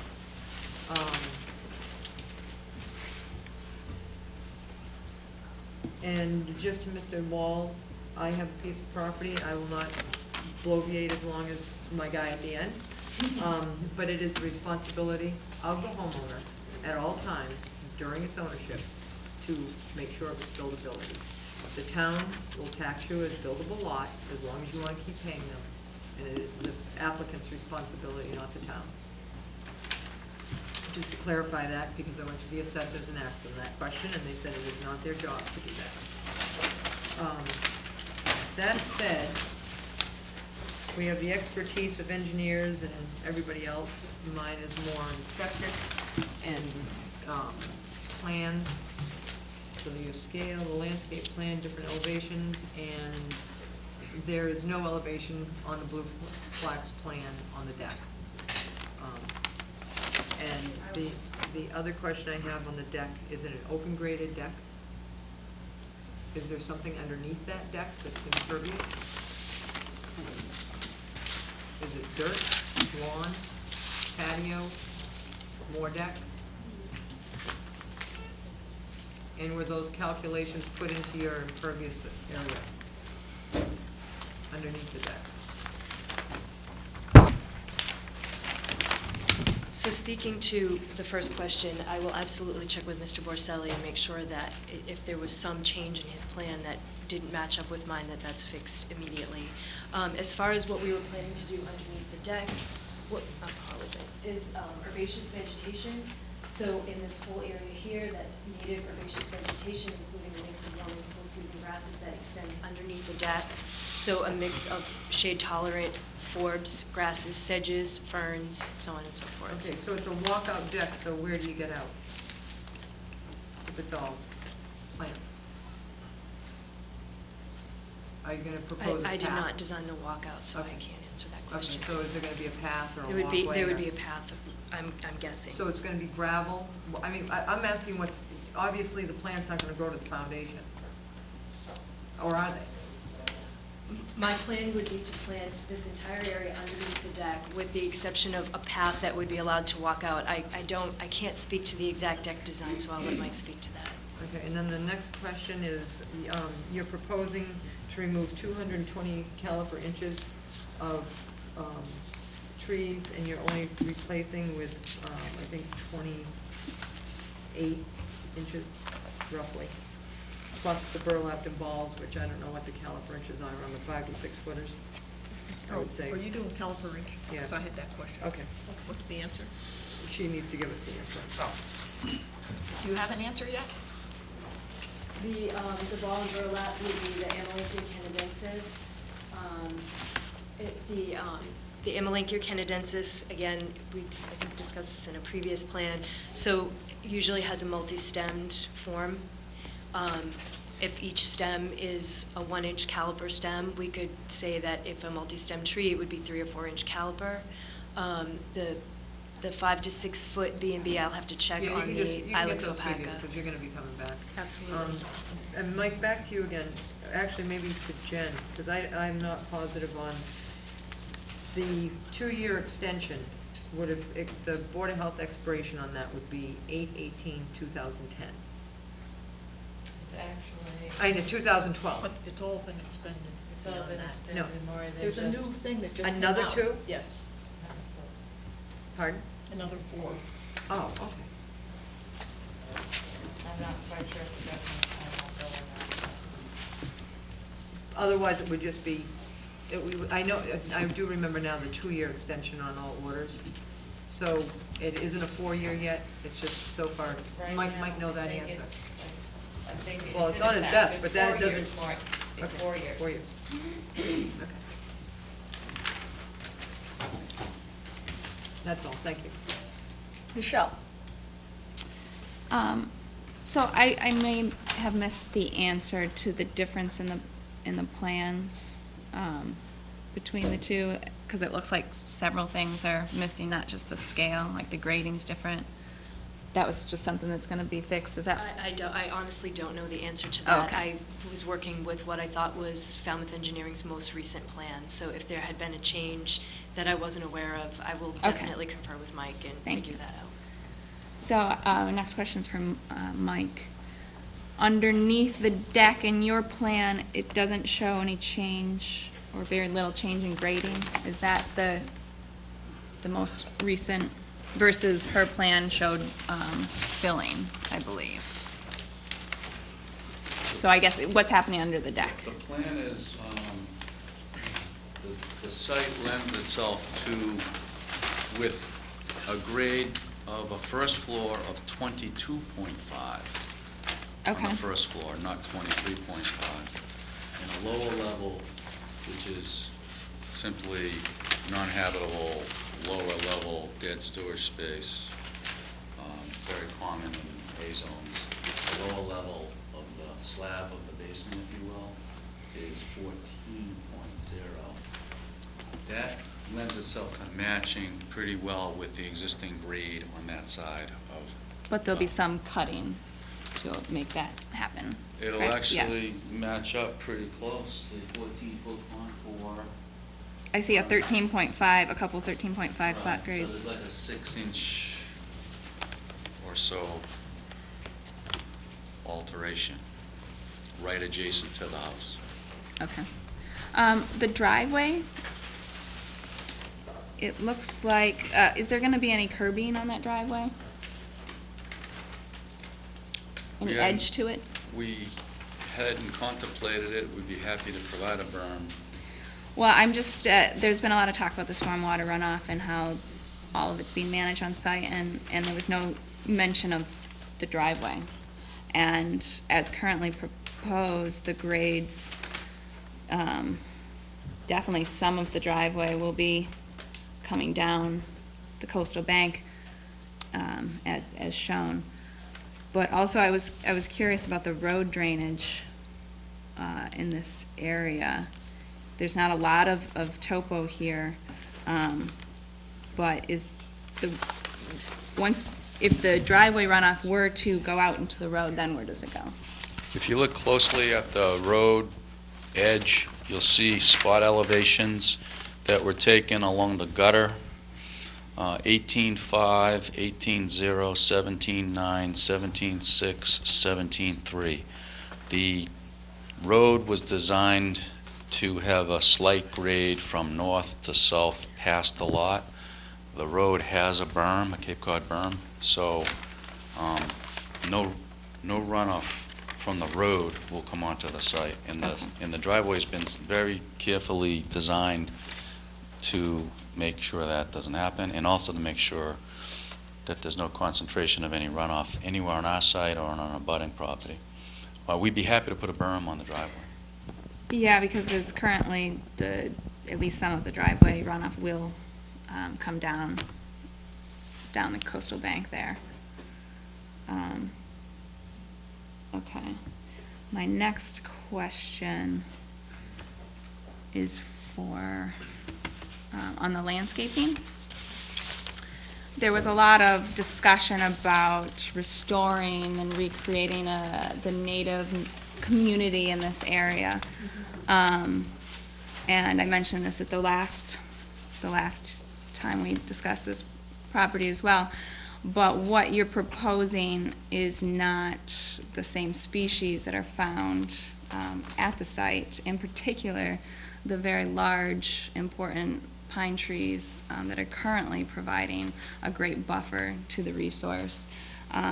The 220 caliper inches, those are only 19 pine trees that make up that amount. So they're on average 12-inch in diameter. These are large trees. None of what you are proposing will ever, in their lifetime, come close to providing the benefit that these trees do, not only above ground, but the root systems below, for nutrients, habitat stabilization. So I'm a little confused in how this proposed project will actually improve upon the current conditions, just given this change of vegetation. It's not recreating what's there or restoring the natural community. Well, I would argue that we are restoring a native plant community. True that we did not propose to put very large trees right up against the house. There's very little space. The rain gardens are designed to be just 10 feet off the house here. So there's really not the room that you're talking about. And it's true, it's a small lot, it's a tight configuration. The house has been placed to best take advantage of the lot size and the lot shape. So it would be hard to say, well, we can put a 70, 80-foot pitch pine right here up against the corner of the house. It wouldn't be good for the house. It wouldn't make sense from that perspective. However, in proposing trees that, for instance, black tupelo, you're right, an eastern red cedar in this particular situation probably will not get to be, 60 feet tall in this particular site. Black tupelo, however, can certainly reach a large canopy size. In addition to that, we're also dealing with species that are appropriate to the scale of the site, so that they're appropriate to the scale of the site with the house on the site. I understand what you are saying about scale. I'm not necessarily saying that with this design you could put in a bunch of pines. I'm making the statement that it's not my statement would be that it is not improving upon what is there currently, because you don't have space to recreate what is currently there and to provide the benefits of what is there. Right. Up in that area directly around the house, I agree with you. We don't have the space to replace the pitch pines, as you indicated. However, and I think we talked about this also at the first time that I was here, I really think that a big part of this plan, in the mitigation plan, is the management of invasive species on the site.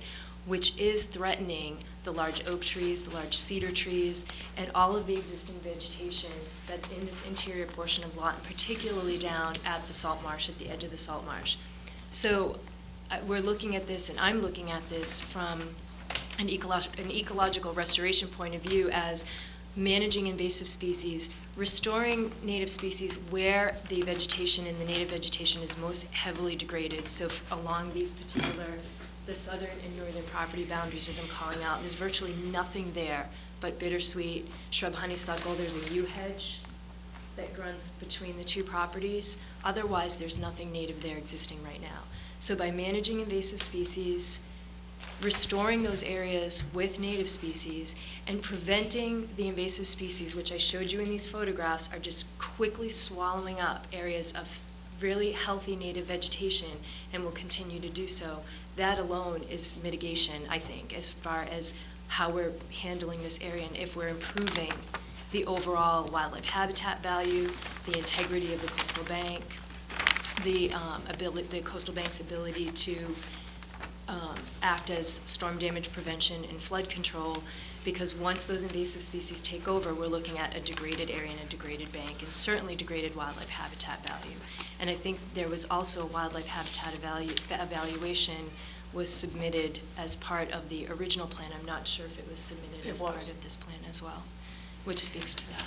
Well, I'd just like to point out that will also be creating work for yourself in terms of invasive management, because where the invasives are currently are along the edges, and so you have the protected inner part where the invasives haven't reached yet, so you have edge effect. Well, by doing this project and removing the pine trees and all that, you're moving you're creating basically the next edge, and so the invasives will really be wanting to move in from that edge as well.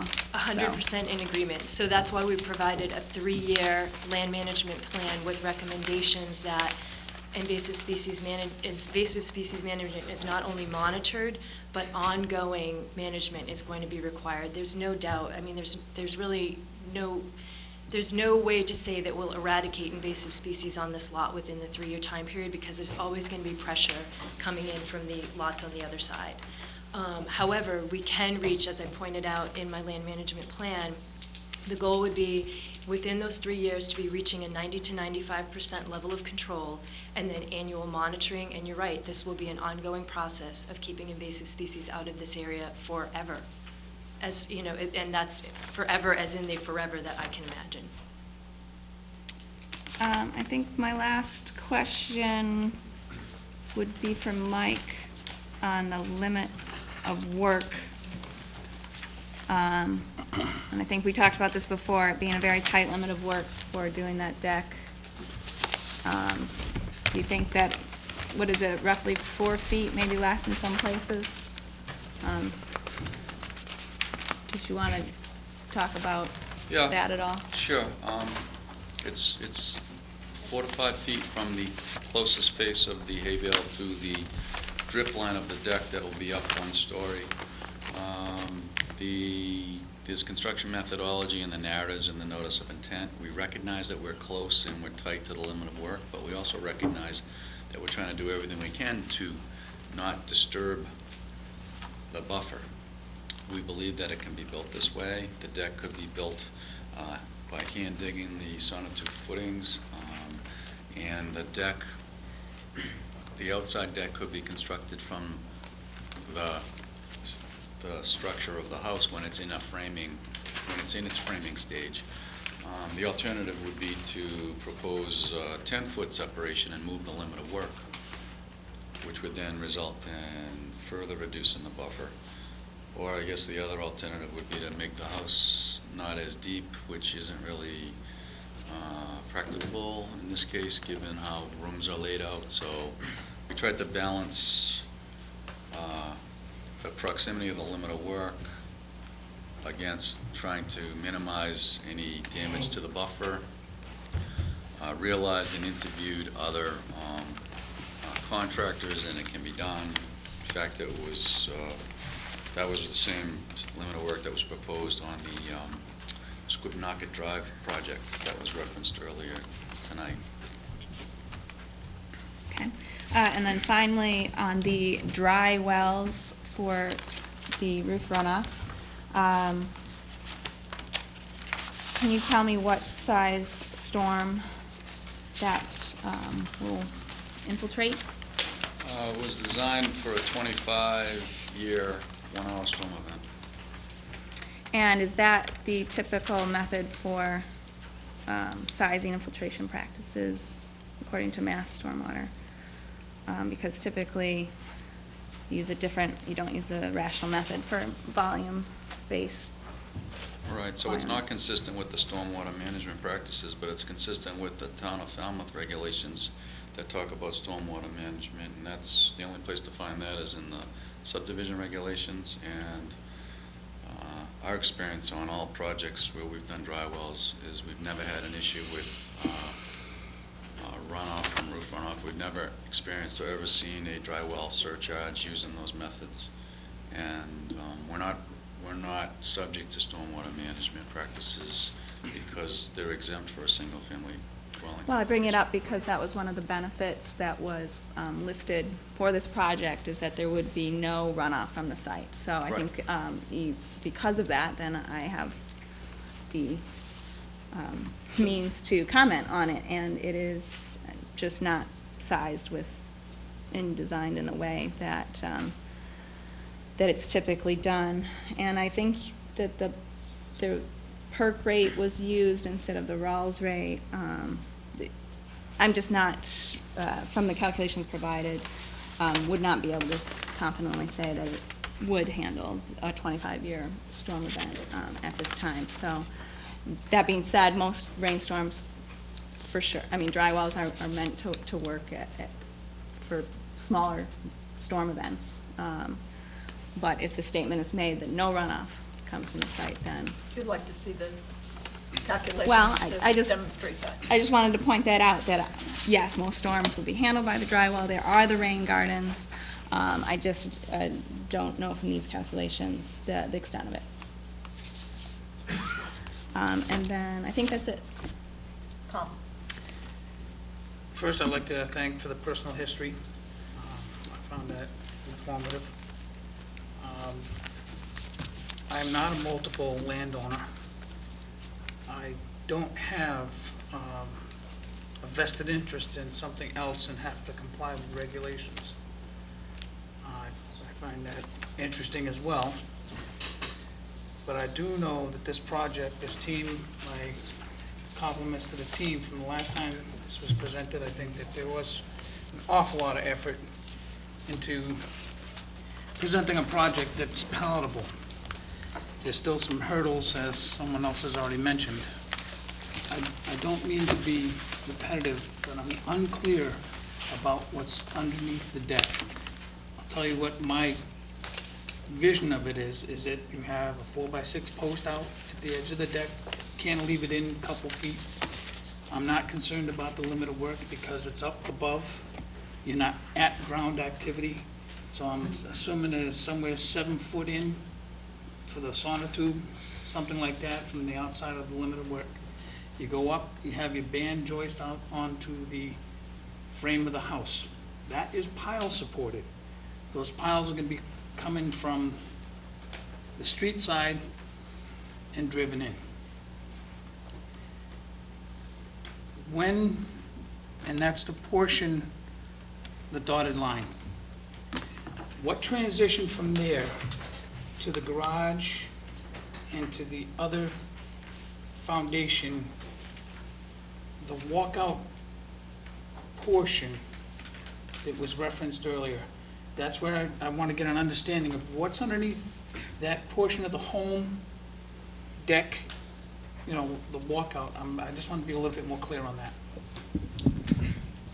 The garage itself will have a standard concrete wall with footing outside of the velocity zone, and that entire garage would be backfilled on fill, so there'd be a slab on grade, and that would be a wall here as well, so that is a filled slab on grade typical garage. There would be On this side, as you would expect, wood framing from the slab up on the walkout side, and there would be concrete foundation on this side that might step down with the grade and be wood framed like a typical walkout.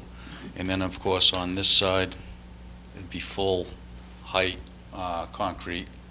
So picture this being a typical walkout up to here and then open here, pile supported, and then open and pile supported, one story up. Thank you, I appreciate that. I'm grateful, this is a learning experience many times over, both from the applicant and others on the board. Tom is getting a great education this evening. The layers and such, the presentation of that, the information provided, and I'm truly empathetic to that. When I drove through this development today, several times up and down this Alder Lane, and I trip over myself with the word variance. You know, it's there, you know, and that's what's being applied for. I just see so much other things that concern me far more than this, as far as environmental impacts from what I see, and these are my sets of eyes. I literally drove up and down this road so many times, it was, somebody probably thought I was a stalker. I do appreciate the information given. I think there's some hurdles that, or more information needs to be put in, but, Any more questions? no. Mike?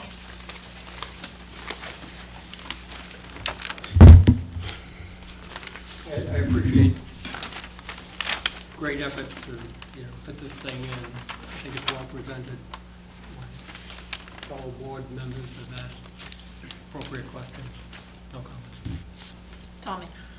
I would just comment to make the same, that I appreciate the incredible effort that you guys have put into this. I think you've done a nice job so far, but we need some more information, a few more things sorted out.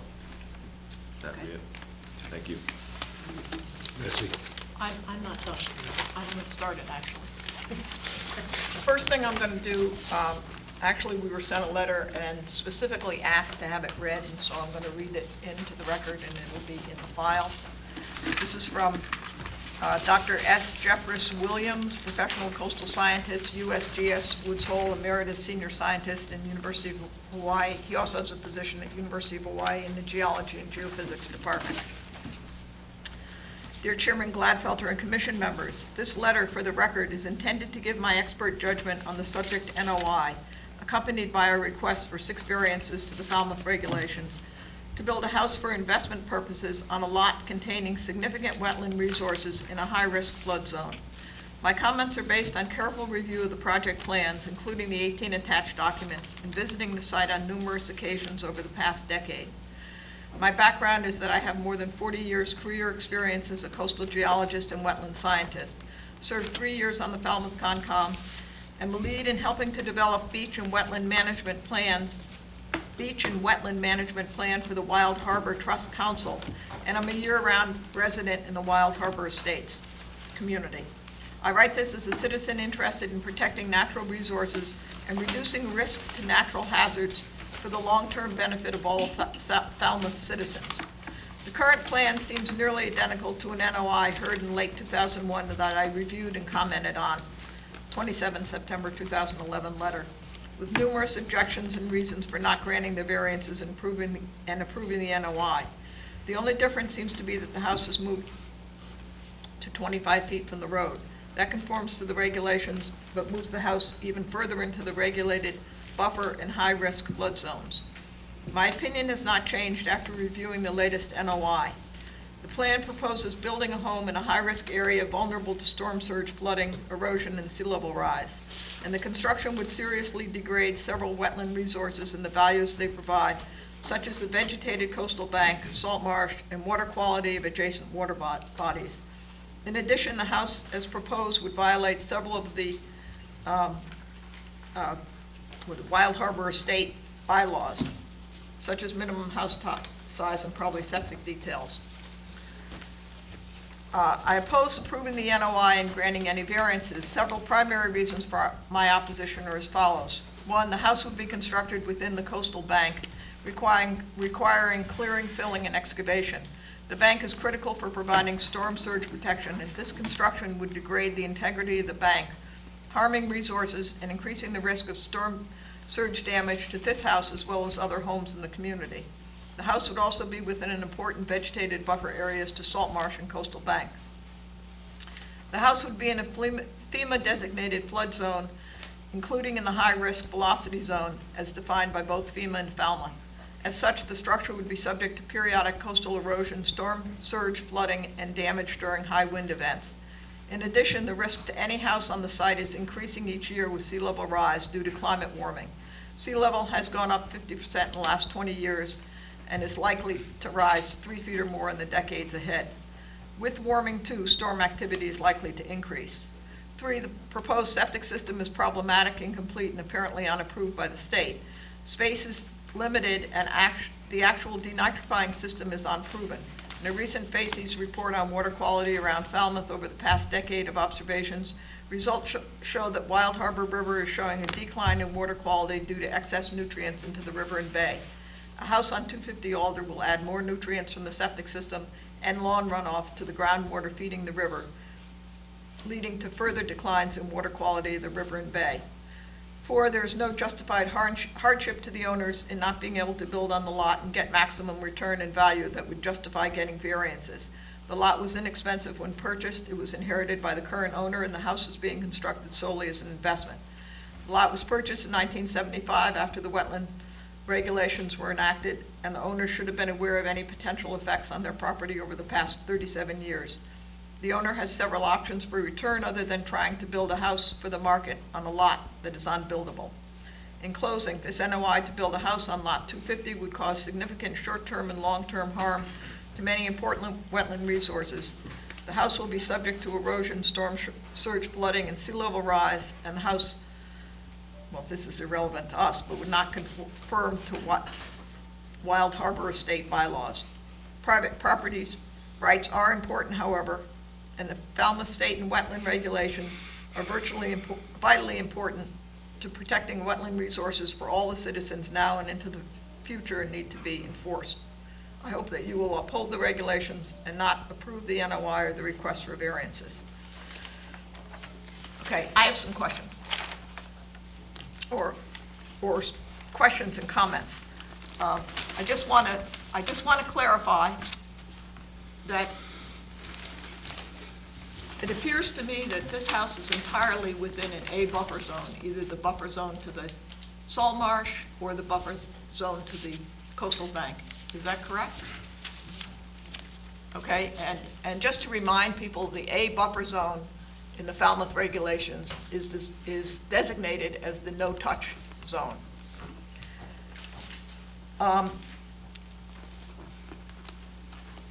We do have a 100-foot regulatory buffer. It's a wetland resource in Falmouth, but it's a regulatory buffer, and any information, the scientific information behind buffers makes it quite clear that while 100 feet will do maybe 50% of the job to protect resources, to completely protect resources, a vegetated buffer should be much more than 100 feet. I want to talk a little bit about the coastal bank stability.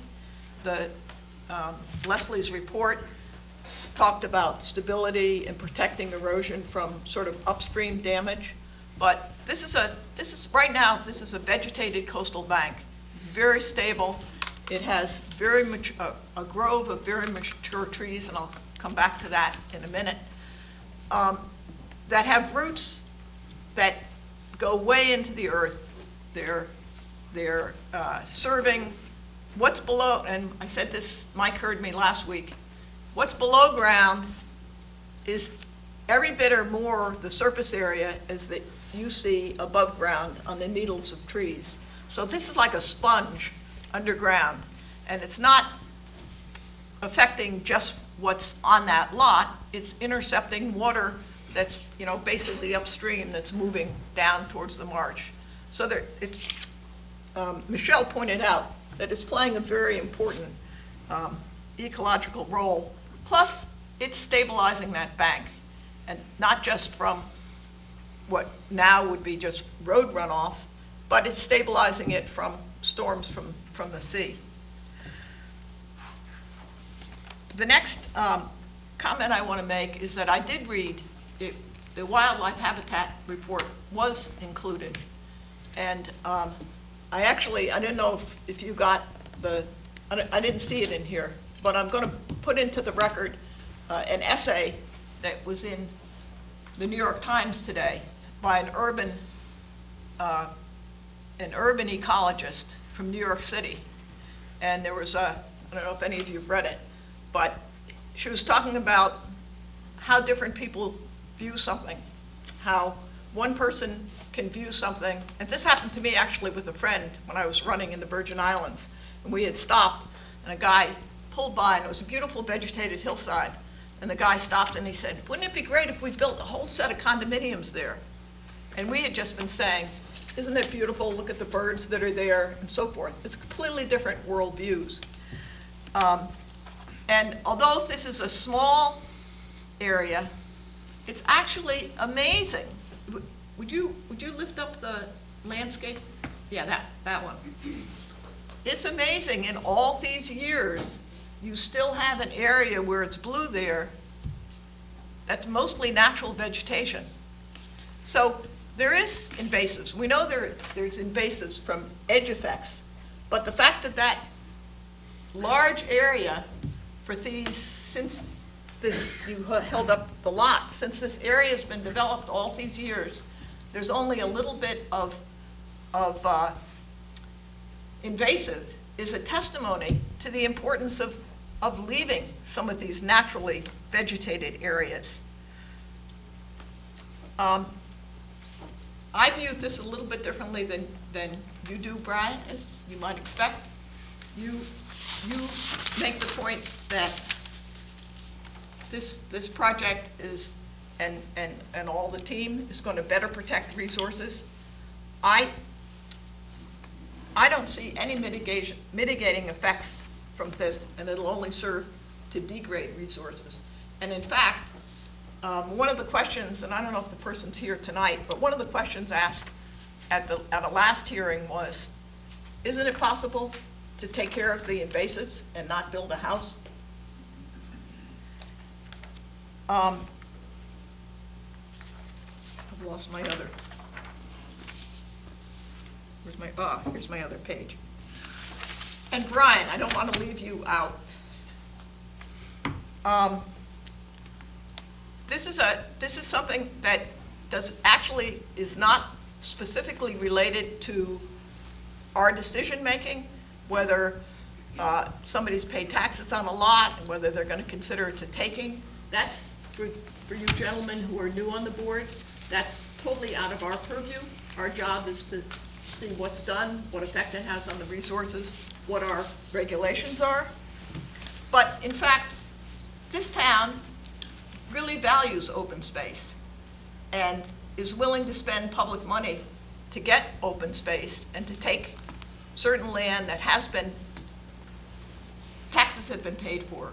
So I'm very pleased to live in a town who appreciates the value of open space, even little pockets of open space. And I know there are places in neighborhoods all over town where lots have been left, and people actually in the neighborhood have bought those lots to keep open space. And so I mentioned the sort of ecological value of those trees, but they also have tremendous value just in terms of wildlife habitat. And there was something about there's no connectivity.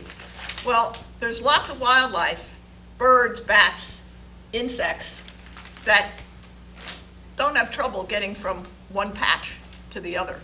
So I would suspect that many of the people in Wild Harbor enjoy this little patch of native vegetation.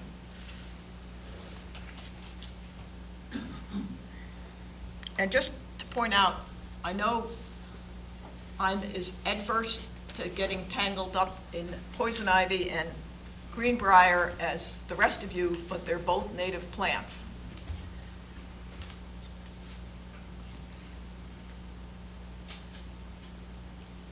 And I think that's all I have for now. Betsy? Yeah. Mike, for you, the contour that is proposed, the 20-foot contour, how much fill is going to be brought in for all those contour changes? Because I think it's like almost 2 feet in some places, a little less than others. In the front of the house, street side. 18 inches, average. We'll probably just need a fill What's calculation. the surface area?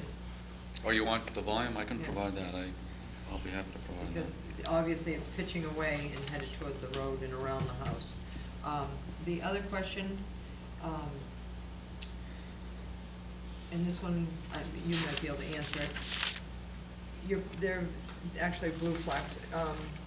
You're proposing a tree about, I don't know, you don't have a scale, but I'm just guesstimating, about 8 feet off the foundation, and I think it's a hornbeam, American hornbeam.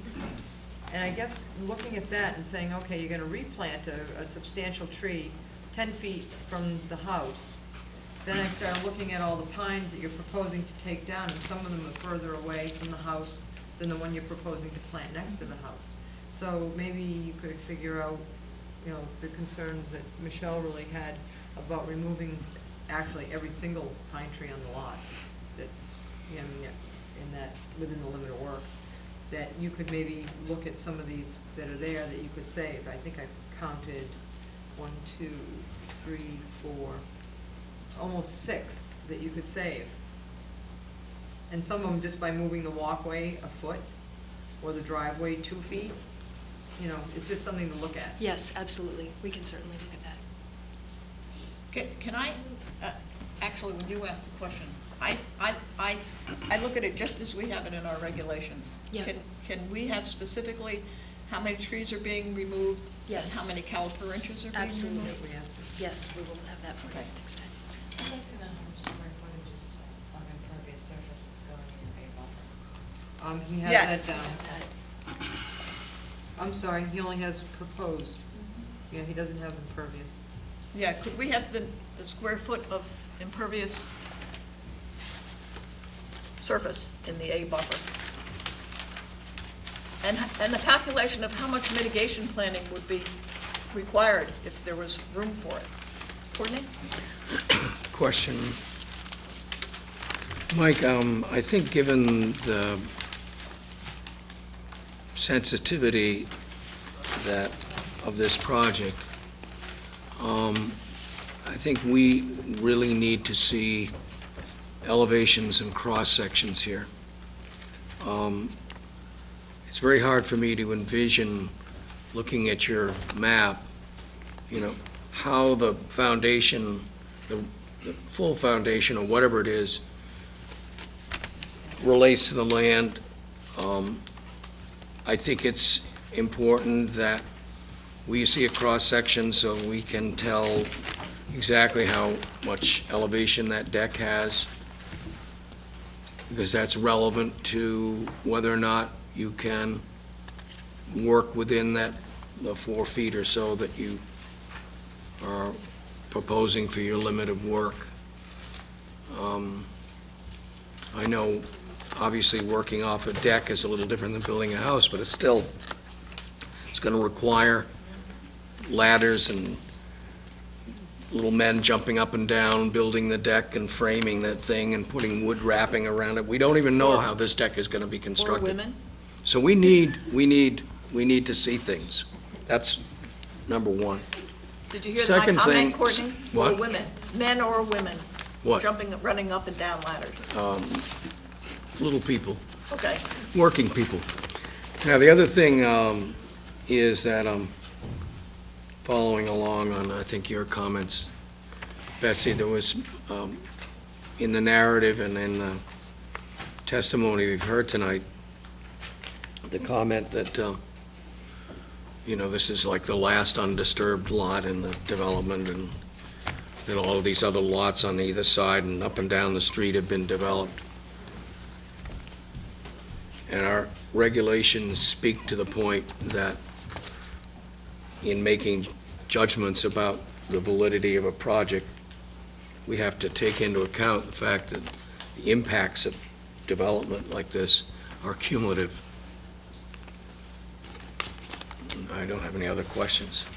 Okay, we'll sort of wrap it up tonight with I assume you want a continuance. well, no, we're gonna wrap it up with answering a few, and then I think there are people in the audience who want to say things, so. I think we talked about this last time, but just to make sure nothing's changed. In terms of efforts made to reduce scope of the project to the maximum extent practicable to minimize impacts, we talked about the size of the house, and I believe that there was a minimum size required by a homeowners association that this had to meet, and they would not approve a variance of their regulations. That's right, it's referenced in my letter. There are two things driving what the size of the house is. First is the covenants, and a request was made of the association, and it was declined. And we also considered seeking a variance from the zoning board to put the house closer to the front lot line, to get it further from the buffer. But But you didn't meet the criteria for the ZBA, well, we didn't actually apply. because you knew you wouldn't meet the Exactly, criteria. because we were before the board on the Spolaris case, and that request was made by the board, and we asked at that time for a substantial continuance so that we could go do that, and our clients went and did that, and the zoning board's view at that particular point was, why should we grant the variance? So we're back here. So in other So- words, to answer your question, Michelle, we considered all of those things, and we're being driven to this size for reasons that are beyond our control. So then, for the environmental impact, we're asked to look at variances because the homeowners association wouldn't reduce the size. And ZBA won't consider it. Okay. So in other words, the Yeah. homeowners association's Is requirement higher. trumps the Conservation Commission? Interesting. Well, I think that if you look at your regulations, it says that there's no practicable alternative, and I think you have to look at the big picture. So if we were to order this house built and it could only be 1,300 feet, what would be creates an interesting dilemma, doesn't it? Well, the association would have the authority to prohibit it. That's what would happen. So then that would become an issue for them, not for us. Interesting. We made every effort that we could. Yeah, I think everybody understands that they explored these options, and those options weren't viable. And now you're here because you need a Weren't permit. possible. You would need a permit from us in any case. In any case, we absolutely would need a Right. permit from you, yeah. I Right. think what Michelle's talking about is the size and location of the house, and the options weren't available Right, to and I'm us. saying you address that. Yeah. And I think it's important, one of the things that is underlying all of these themes tonight, as far as the regulations, is this lot was created in 1968, and so none of these regulations existed then. The client's father purchased the lot in 1975. There was very rudimentary wetlands regulations, a Wetlands Act on the state level, no regulations, and the town didn't have a bylaw until 1979. So when the person bought the lot, they could build much more than what's being proposed. We heard testimony the last hearing, which is folded into this hearing though, that the family owned more than one lot. That's here right. And developed another lot. So it's not like they bought it in 1975 and were never back in the area. Well, Janice can answer that too, but she inherited. Can I address that, Madam Chairman? No, well, my question's very specific. I don't understand your question. My question is, the family owned another lot, and it was developed, and it was after 1979. And it was over here, across from the tennis court, and I wasn't involved in that, probably because there wasn't any problem. I don't think there were any wetlands concerns whatsoever. I'm just making that comment, that people were in the neighborhood after 1979. It's not as if, not that it would necessarily be an excuse, but I'm just saying, it's not that somebody purchased land in 1975 and then went to Alaska for 40 years and then came back. I don't I'm think just making that point. I don't think the law requires that. I think the way the law looks at it is if I came along and wanted to buy this lot today, I either am presumed to know, or I actually do know what the regulations are, and then I would have a very difficult time coming before the board saying I had any kind of hardship, because you would say to me, well, when you bought that, you should have known. But when somebody owns the lot for 40 years, it's a completely different I've analysis. known lots of people in town who have owned lots for 40 years that are wetlands lots, and they've gone into the assessor and had them declared as unbuildable lots. That happens all the time in Well, town. our client doesn't want to do that because this lot has a value of $700,000. So, and I think, Betsy, I say this with all due respect because, we all live on this planet. We all have, the environment benefits everyone. We live in a society that recognizes private property rights. And our society says that we're going to regulate these things because it's for the public benefit. But when those regulations come down so hard on one particular person, the law says that the society has to pay for that. And so I heard you say that maybe other people in the area want that vacant lot, or maybe the town wants the vacant lot. That would be fine. But why should our client have to give away $700,000 of value to benefit the I'm public? not saying she should. I'm saying, Well, I think it was implied in your no, comment. I'm saying there are a lot of places in town where there are vacant lots, and what either there've been discussions with the 300 committee, discussions with the neighbors. I don't presume to suggest, to make any advice to your client. I'm just saying that Well, happens in our town. That's how I understood your comment. No. Maybe I was wrong. The last thing I'd like to say tonight, until it's turned over to the public at least, is that I see everyone struggling with this balance, and I am too. The question before the board, though, is does it comply with the regulations? Because when the regulations were enacted, the variance procedure was enacted as well, predicting cases like this that would inevitably come forward.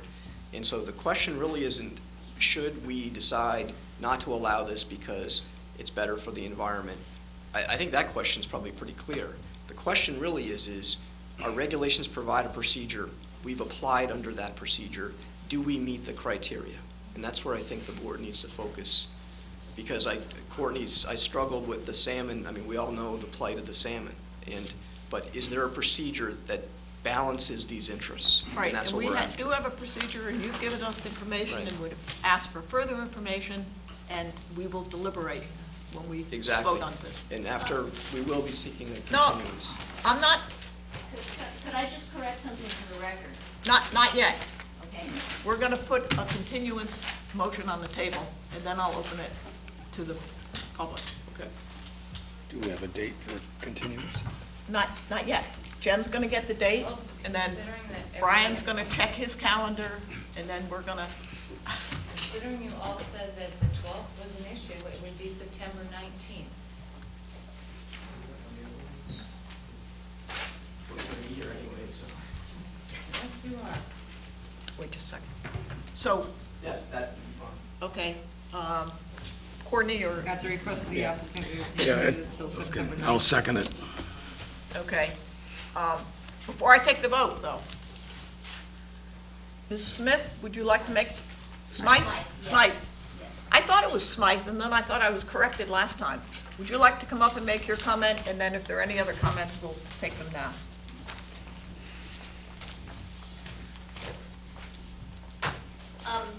I just just wanted to comment on something that you said earlier, Madam Chairman, with all due respect. You brought up the second lot, which my family owned, which was it was across from the tennis court, 269 Alder Lane. And my father bought that for me. The intention was that I would eventually move to Wild Harbor and share in summer activities with my parents, since I am an only child. I did not develop that lot. I did end up selling that lot, and that lot was developed by David Vio into a 5,500 square foot home. Okay, which he thanks. then sold. Okay, So- I'm just saying, I just remembered the testimony from the last, that your family owned another lot. Yeah, they own the other lot, and the lot was intended to be a second home for family members. Mhm. Okay, thank you. Are there any questions before we take the vote, or comments? From the general public? Yes, from any of you who, I see each of you out there. Yeah. This is only me. Okay. My name is Joe Clark, and I live on... Joe, wait until you get I'm sorry, yeah. wait until you get to the microphone, and then. My name is Joe Clark, and I live on Alder Lane. And I have with me Dave Crispin from the BSC Group. And if it's too late, Madam Chairperson, we can, since we've continued this again, we can wait to present our findings on the NOI. A couple of comments I just want to make. At the risk of sounding cold, something's not jiving here for me. In the U.S., if you want to buy assets and speculate on them, knock yourself out. This is purely speculation. That first lot was bought in '72, before the second lot was bought in '75. It would have made sense to me that if I were buying something for my child, I would have already bought my lot. And the only reason I raise this is because this whole issue of hardship has been raised. That lot sold for $600,000. $75,000 is the combined price of both lots. That's a pretty good return. And you can't tell me, Harvard-educated doctor, any of us, as busy as we are, that when we open the newspaper every day, we aren't aware of the more restrictive environmental issues that we're dealing with. So for 40 years, if I sit on a property, I'm speculating. And so this whole issue of a hardship just, it doesn't pass my maybe neophyte logic. There's nothing wrong with it, but if you speculate, like you do in the stock market, you could lose. The other point I want to make is this is not the only lot that might be deemed unbuildable. And if there is a hardship here, it's self-imposed. If you take no action and you wait, and there was never any intent to live here, then you brought this on yourself. There are two other lots that have already been deemed unbuildable and have been revalued by the town. One of them, Wild Harbors Association purchased. The other is just empty. There are still, I think, 4 other lots in Wild Harbor that haven't been developed. And the longer they wait, the more things change, maybe they're going to run into problems as well. At the end of the day, all these other issues that have been raised are nice, but what's relevant here is it's a salt marsh and it's a non-fragmented coastal bank. And I'm assuming that there's good science behind the regulations that you put in place. There's not an inch of this lot that is buildable, not an inch. So with that, I think I'll ask Dave Crispin to, if you want to postpone it, it's fine too. I know it's late, but I really think we should, I mean, I know this hearing's gone for a long time, but I think it's only fair to you to hear what they have to say now. I completely agree. Okay.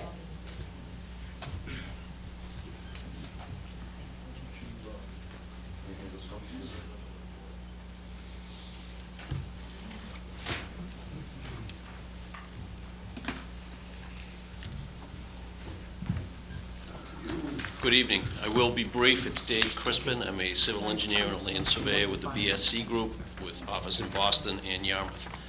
I was asked to look over the notice of intent and the plans, and one of the first things, I think is just kind of a technical little thing, but I did find it interesting that the applicant did not sign the copy that I saw, which came out of your office. When I do and act as a representative, there is a letter from my client saying I have authority to act as his representative. I did not see that. Might be a housekeeping note that you want to take care of. I'm not going to go through all of this letter. Some of it was submitted, and I heard you include all the prior stuff in there. But I do want to comment on a couple of details as I see it from an engineering perspective.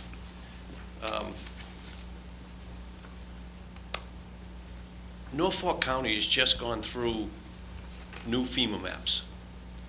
Any day you're going to see new FEMA maps according to what the projections are. And I will tell you, having worked in Hingham Harbor, which is a sheltered harbor, not exposed like this, I've seen a 10-foot rise in the velocity zone in that little harbor. Kind of baffles the mind, but that's what they've projected. I don't know what will happen here. But what does show up, and this is number 3 in the letter that you've got there, is your own regulations say that if you are dealing with the velocity zone, you should add 2 feet vertically. If you're dealing with an A zone, you should add 1 foot vertically. I don't see that happening anywhere here. And what that means basically is that the house with the lower floor of, get the right plan here, which I presume is the right plan, Michael, right? This, oh, what? It's behind Oh. That's the one.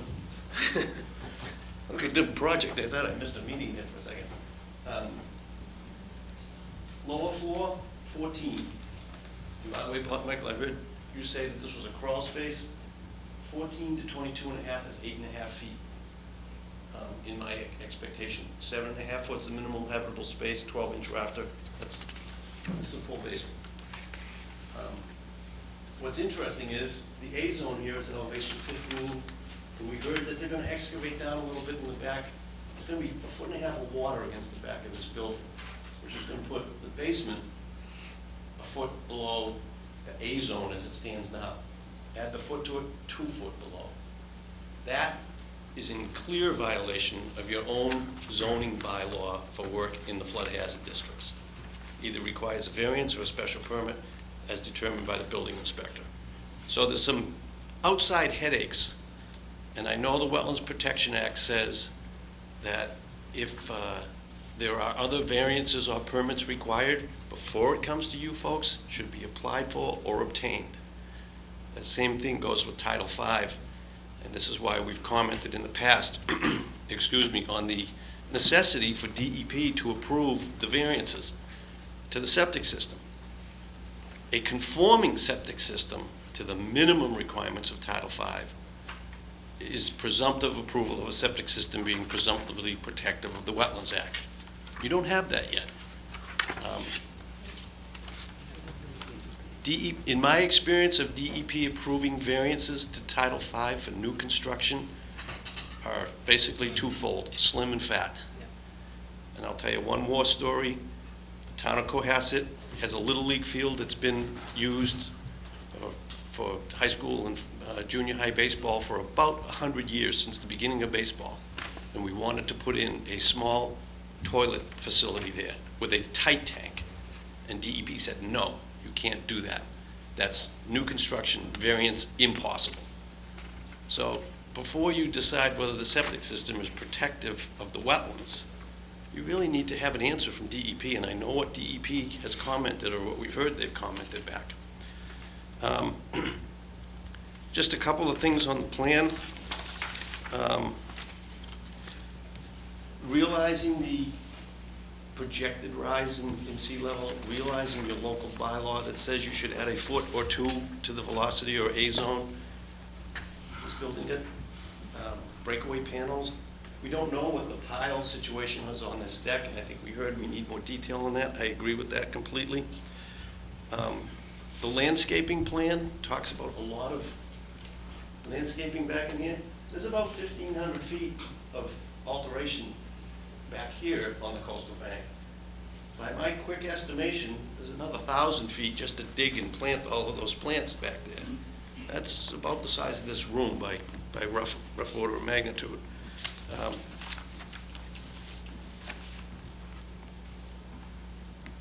I'm not going to detail on a lot of the other things, but I've been listening to the argument about the hardship, and we've studied this a little bit. And in your definition of hardship, it talks about something that is a typical and attributed to the unique characteristic of the property. In my vision, if that was unique to the characteristics of the property, you kind of got to forget that there's existing houses on either side of the property. If this was the first house to be developed, and none of those other ones had been developed, you'd have to ask yourself, is this justified for a variance? That's unique to this piece of property. I don't think there's anything unique about this piece of property.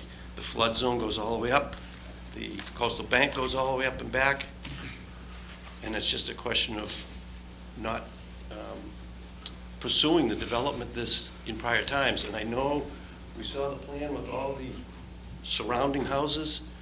In that letter, there is a tabulation of the ones along the coast. Very simple to do. Go look at the assessor's records. Anywhere from 16, 24 years before your bylaw, all of those houses were built. 11 to 21 years before the coastal bank policy was even in place. That was a different world back there. We heard a little bit about economic loss. I'll let you read about that. It's not a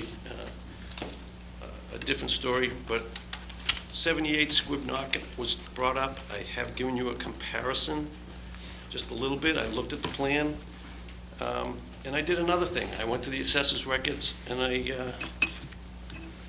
found the owner of that Squibnocket property. And very interestingly, he owns another property in Squibnocket. It's almost a parallel situation. He sat there for years and years and years and years and years. Sure looks like an investment to me.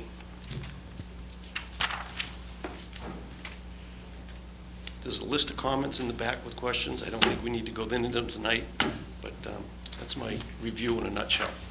Okay, thank you, sir. Yes?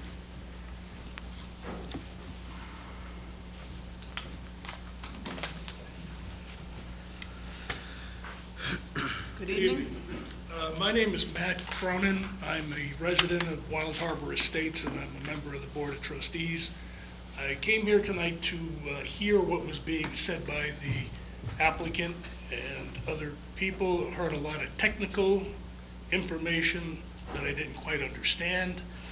But after hearing all these comments, I think it'd be remiss if I didn't make a comment myself. We heard an impassioned plea by the applicant about their affinity for this property, their love of Falmouth, their love of the beach, and et cetera, when in fact I think this property is being sold. They're claiming hardship, but they're claiming hardship to make an investment dollar on it. Secondly, I hear several persons speaking for the applicant with regard to this property saying it's being used as a dumping area, like it sounds like the town dump. That's not the case. There may be some grass clippings and things in this property, and when I looked at it, much to my chagrin, I did find that doghouse. At first, I thought it was a well cover. That should not have been there. The person probably would have had adverse possession of the property, having had the doghouse there for so many years, and the applicant never told them to remove it. I think the tenor of the project is a little bit aggressive. We in the community like to see any other member of our community use their property to the best and legal use.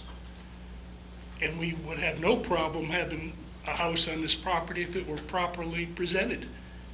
We have a basement in this house. We have other houses in our community that do not have basements, that have been forbidden to have basements. And I can't see why this one should have a basement. We talk about an upgraded septic system on this property. Whether it will work or not, we don't know. I don't think anybody knows.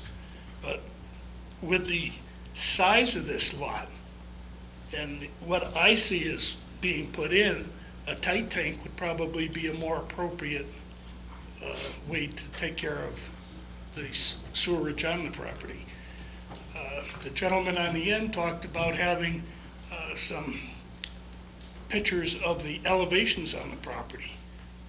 I had not seen any of those, and where I see the septic system within a short distance to our road layout, I'd like to know how high that's going to be off the ground. With that, also, there was a mention, cars are parked along that property. We own approximately a 6-foot setback from the edge of that road. The road layout is 40 feet. We only use about 26, so we have, 10 feet of land, 5-6 feet on each side, and cars do park there. So a lot of things that were said here, I think, were inaccurate, and I just wanted to point that out. Thank you. Thank you, sir. Are there any other questions? Okay, there's a motion and a second on the table. You with me, Susan? Okay. To continue this to September 19th. September 19th. Madam Chair, could I Yes. interrupt for 1 minute for a point of order? Yes. I'm not going to address all those comments. As you know, this project was before you before through multiple hearings. We do remember that. And Mr. Clark has every right to hire an engineer such as Mr. Crispin to come in and critique it. We have one issue, I think is the right word, with the way that it's being done. We're handed material the night before the hearing, and that was the pattern that happened the last time. The project that you see here attempted to incorporate every single thing that we felt had any merit from Mr. Crispin, and we are happy to continue to have our project critiqued and make it a better and better project. But I would ask through the chair whether or not Mr. Clark and Mr. Crispin would agree to give us their materials at least 48 hours in advance. You could ask him whether he'll agree to that. I can ask whether you could agree, but he has no.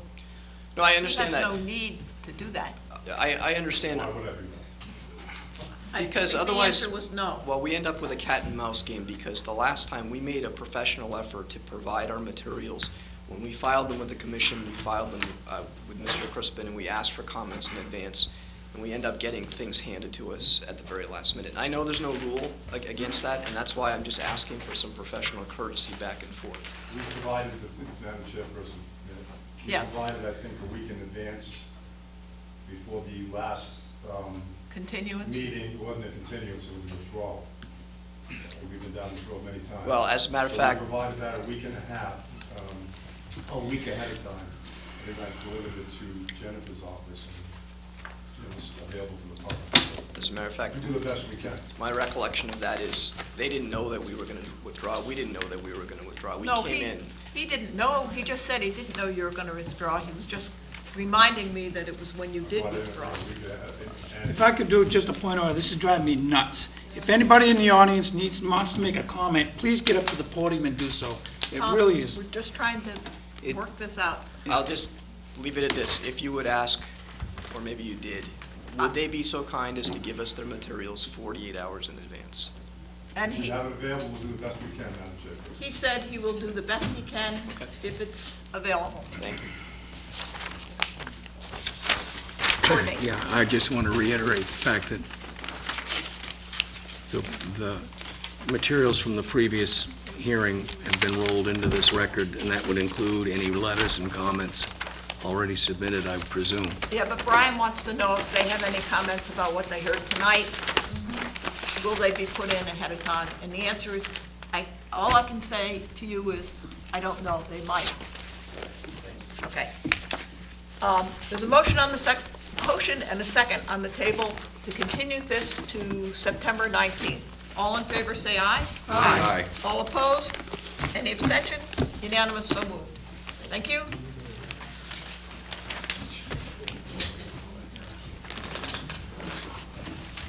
Okay, those of you who are leaving, could I ask you to leave and have your discussion away from the doorway? Thank you. Okay, continued requests for hearings under a notice of intent. Frank Bauer, 145 Seapit Road, Wacoit, for permission to replace the existing 43 linear foot long concrete block retaining wall with a vinyl sheet piling wall and landing. Remove a brick walkway and timber post. After the fact approval of a 78 square foot of patio to install restoration and mitigation planning and associated clearing, excavating, grading, and landscaping. Jen? Yeah, we need the quorum too, Jen. Mike, Oh, Mike, Maury, Betsy, Tom, and Courtney. Which Am I Tom? right? Tom, not Tommy. Tom, not Tommy. We didn't open the hearing before. Oh. Am I on the right road here? You guys- I'm sorry, Mike. It says 6/27/12, they might have just written it down. Mike, I am sorry, You haven't opened this? No. All we did was open it to continue it, but we didn't, there was no testimony whatsoever taken. It wasn't, Madam Chairman. Okay, so continued, so start a new one. Yeah. Here. New. And you have no comments? No, right now. Good evening, Mike. My name is Michael McGrath. I'm a registered engineer and professional land surveyor. My firm, Holmes McGrath, filed this notice of intent and prepared the plan. This site is located off of, it says Charles River Road, but it's actually off of Sea Pit Road. You come in over a shared driveway. There's a house that exists on this lot. The lot's 20,167 square feet, more or less. The portion of the site that's within the conservation jurisdiction is colored on the plan. The wetland resources are, this is the Charles River, it's a tidal river. There's salt marsh, and there's coastal bank, and there is an FWRA zone that's measured back from the salt marsh. And then there's a very small B that is related to the limit of your jurisdiction. The actual proposed work that we started with was that there is a concrete block seawall that comes from here to here, and it's in the process of failing. So the proposal is to drive vinyl sheeting behind the concrete block seawall. During the preparation of the notice of intent, we also addressed that there had been an enforcement action that was open on this lot, that there had been, as far as the staff was concerned, I guess, incomplete attempts to address the issues. So we have revised the plan to increase the mitigation plantings. There is an old order that required a 25-foot setback from this coastal bank extended across the lot, and we have shown on here that this is all going to be mitigation plantings. There's additional mitigation plantings in here. In here, there are already some plants, but we're going to fill them in along the northerly lot line. We are also going to add 8 cedar trees that includes one over here, one here, and I think there's 6 here that have all been staked out in appropriate areas. There's an existing cedar that's right here that's half dead, so that's going to be removed and is the cause of one of them to be proposed. There is an area that is on the adjacent lot that's in your jurisdiction where they have stacked up some slate. They're going to agree to remove that. There was a mitigation tree placed there, and that is one of the new trees is going to be offset the tree that was placed on someone else's land. We agreed to stop any further cutting in the salt marsh buffer without a permit. And there were 2 posts that were in the edge of the salt marsh and in the salt marsh that the applicant has proposed to remove. So this notice describes then the repair of the seawall and addressing the open enforcement issues, plus supplements the mitigation plantings. Are there any questions that I can answer concerning the application? Thanks, Mike. Jen?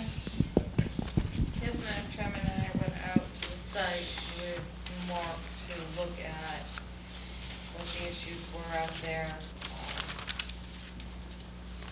Basically, I'm requiring the 2,000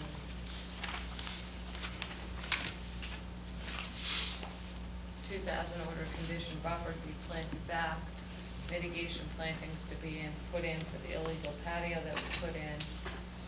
The board's gonna have to decide whether the existing trees be removed, should be removed or not.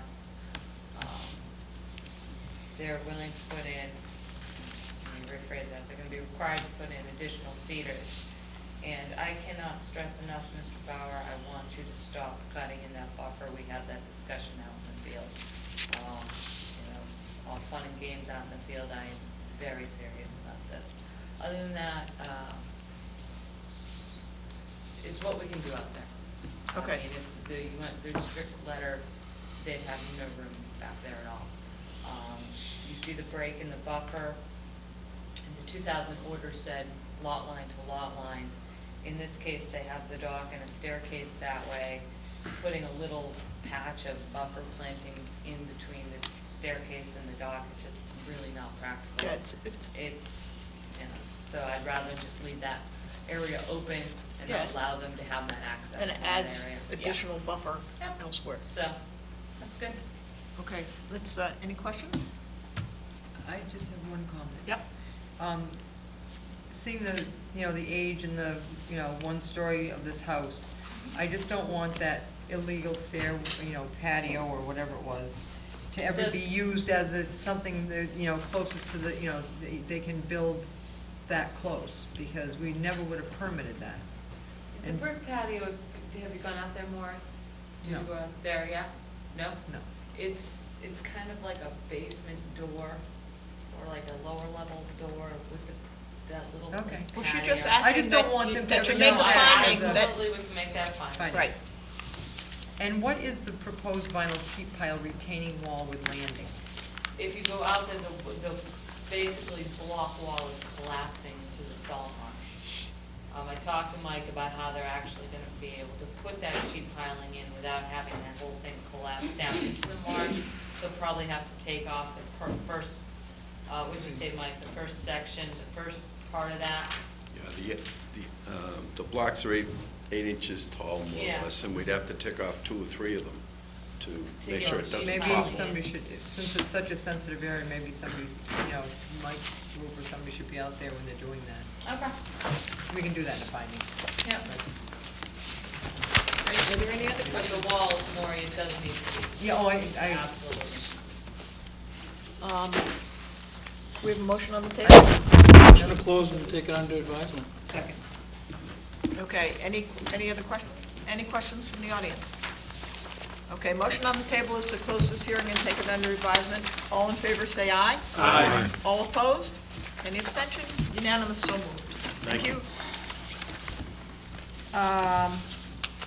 Paul Nazaro and 68 Eel River Road Realty Trust, 62 and 68 Eel River Road, East Falmouth, for permission to demolish the existing single-family house, guest house, garage, 2 sheds, and construct a new 5-bedroom, single-family house with attached garage, decks, stairs, patios, wall, install a new Title V sewage disposal system, fire pit, utilities, 4-foot wide boardwalk, dry wells, native tree and shrub mitigation plantings, and associated clearing, excavating, grading, and landscaping. Jen? Yes, Madam Chairman, we continued this hearing for a number of issues. It's Tommy, Mike, Maury, Betsy, Tom, Michelle, and Courtney. That's everybody, right? No, Not Tom. Ed and Arthur were there. No, everybody was here. No, but everybody who's here. Yes, I'm sorry, is- yes. Okay. Yes. Before you, I placed something before you that I had asked Mike to do yesterday for me in response to his new plan. Not the new plan. The applicants have addressed staff's concern with the location of the house and have shifted it back to allow for a proper limit for construction they actually listened to the commission's concerns regarding the amount of fill and reduced it in between the two houses. So that area is not going to be filled. I think it was 1,200 cubic yards of fill, Mike, and went down to 900? 1,500 to 900. 1,500 to 900. And just, I've worked with them over the past couple of weeks, and I see that they've addressed most of, if not all of the commission's and staff's concerns regarding this project. You may want to look at the grading a bit, see if you're comfortable with that. We talked about access from the front of the house, from the side down to the back, so they needed to incorporate some staircase in that, so they have access to the back of their property. And those are my only comments, so. Okay. Mike? Madam Chairman, again for the record, Michael Borselli, Falmouth Engineering, and I represent the applicant, Barbara and Paul Nazaro, who are here tonight, along with Brian Wall, representing them, and Teresa Sprague, who also represents them. This is a continued hearing. We received numerous comments from the commission and a consultant representing the abutter. We have submitted revised plans to you. We've submitted additional documents and analysis. And what I'd like to do is briefly touch on the revisions that we made, and then just talk briefly about how the project meets the performance standards and what overcomes the presumptions of significance. I submitted a letter dated August 8th that outlines everything. I hope that you've read it. It has some important information about your regulations. The revisions to the plan are listed. There's 12 different things that we did. First and foremost is we listened to the commission. We had a 5-foot separation from the house. We shifted the house back to provide a 10-foot minimum separation from the limit of work from this section of the house. In all other areas, it's greater than 10 feet.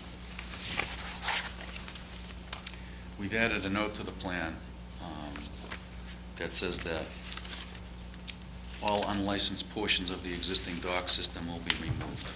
Only licensed portions of the structure will remain. We have listened to Commissioner West regarding the material for the limit of work. We've changed it from what it was originally proposed to the compost soft material. We listened to the commission, specifically Commissioner Byrd, regarding the concrete sidewalk that was outside of the deck. And we have eliminated it from being outside the deck there. It would be underneath the deck. In fact, we took it one step further. We also eliminated some additional impervious surface, which was a timber walkway that had led to that concrete patio.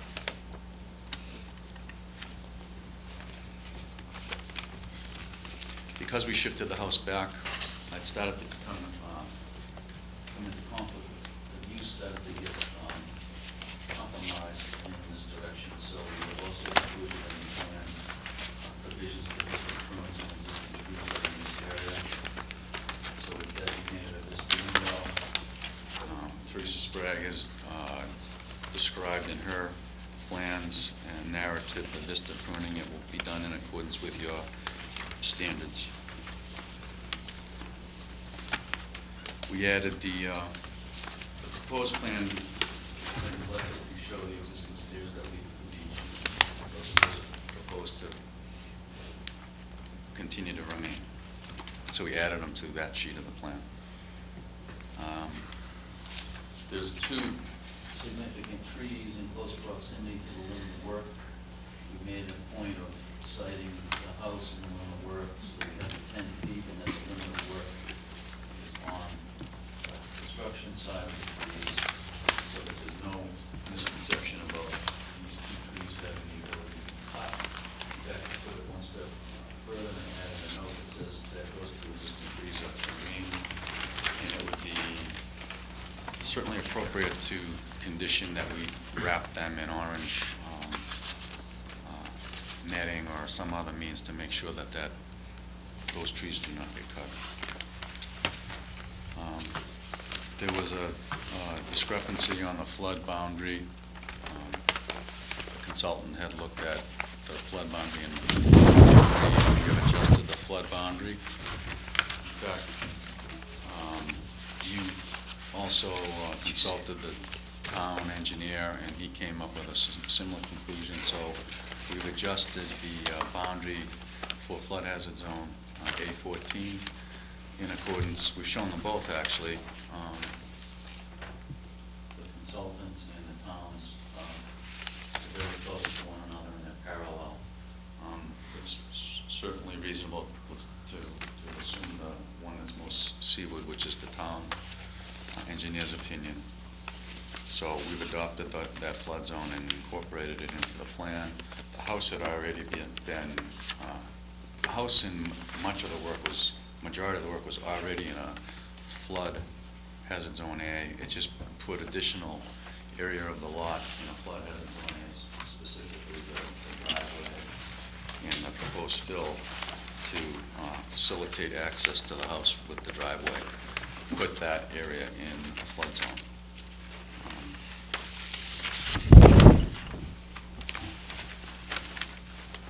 Because of that shift in the boundary of the flood zone and the definition for coastal bank, it created a situation where there are other landforms on the property that have a slope that are 10 to 1 or steeper, and now they are, in fact, in a flood zone. We characterize them as fragmented, non-eroding coastal banks.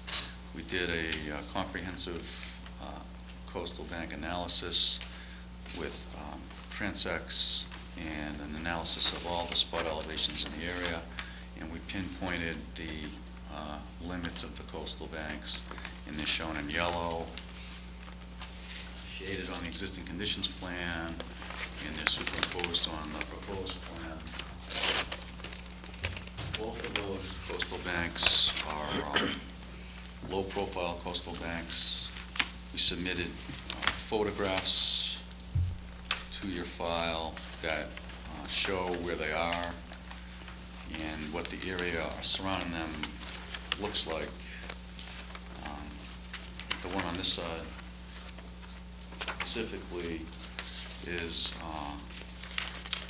at least from my observations, looks like it was probably altered during the construction of that garage that exists here, and the shell driveway that's next to it. It's in the photos, it's 2 or 3 in, and it's probably a 3-foot reveal from the edge of the shell driveway, but it does in fact meet the definition of a coastal bank.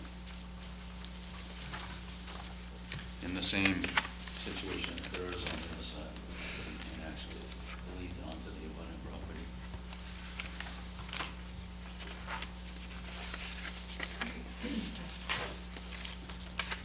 The commission also had asked us to look at readjusting the site grading. We had a plan where we were going to regrade across to the abutting property and make them work in unison and provide a situation where we had a regrading between the 2 lots and a vegetated buffer. The commission had thought that was a little excessive, and you asked us to consider regrading in a different way, which was simply to regrade along the edge of the driveway and connecting to the existing pond that was on our property. But the result of that is it creates a sort of a scalloped shape configuration after you regrade the edge of the driveway, and we have proposed significant amount of trees and native plantings in this area. Teresa Sprague will go into that in a little more detail.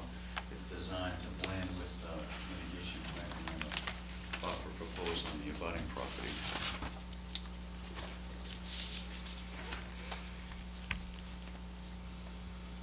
And finally, we adjusted the location of the proposed septic system because we now had to react to the fact that we had fragmented coastal banks, and there's a required setback from a septic system to a coastal bank, whether it be fragmented or not.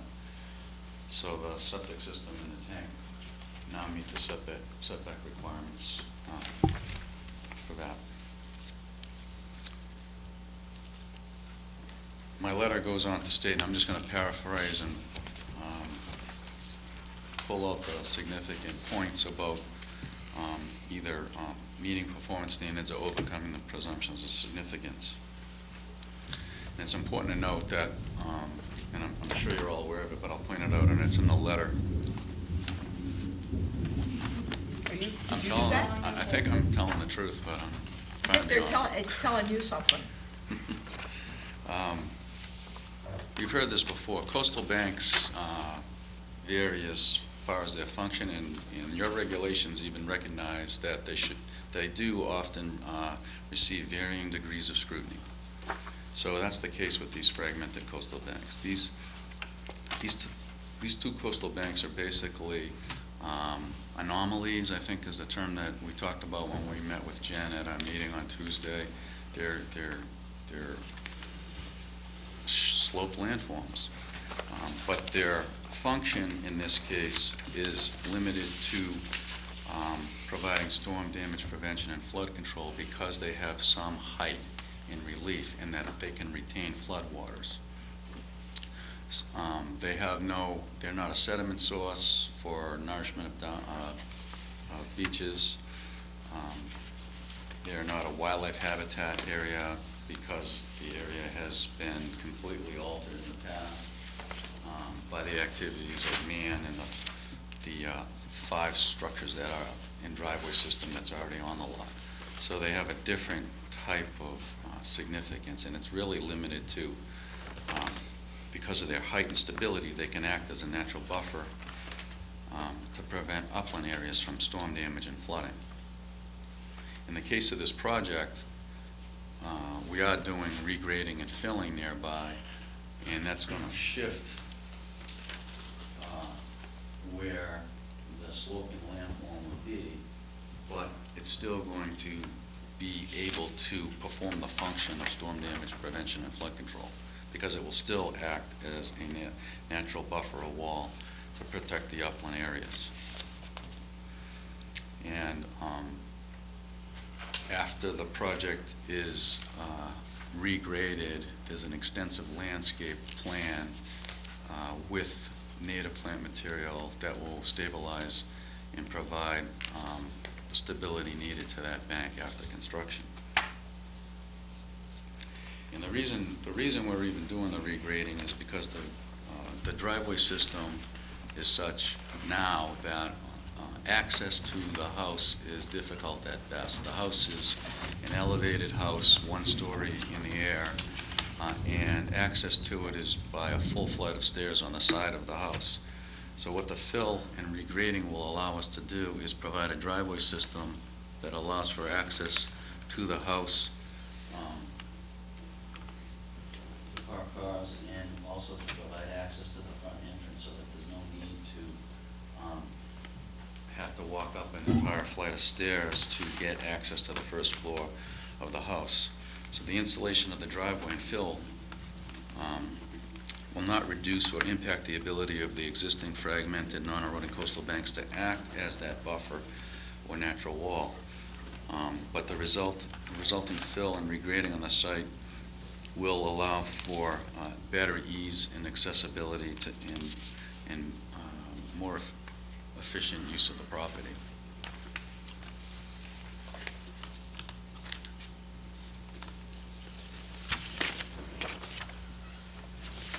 The Massachusetts wetland regulations found that 310 CMR 10.30 for coastal banks has specific performance standards, and they pretty much mirror those in the Falmouth wetlands regulations.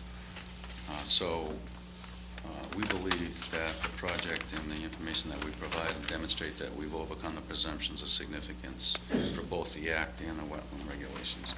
But specifically to the Falmouth regs, 10.30, no new bulkhead, revetment, seawall, or groin or other coastal engineering structure shall be permitted on a coastal bank. There's no proposal for that in our application.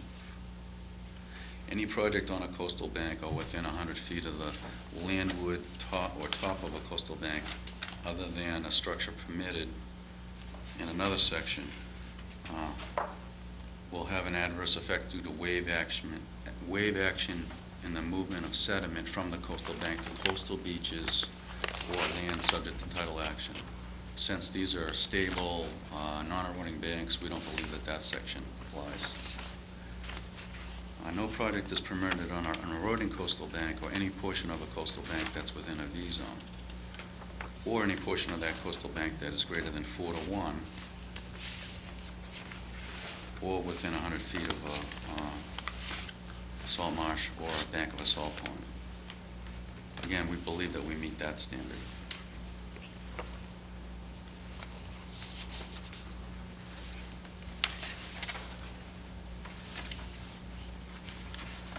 Any project on a coastal bank within 100 feet landward of the top, any project on a coastal bank or within 100 feet of the top of a coastal bank shall not have an adverse effect on the stability of the coastal bank. As I stated earlier in this letter, the coastal banks in question are fragmented, non-eroding coastal banks, and they only serve to provide storm damage prevention and flood control.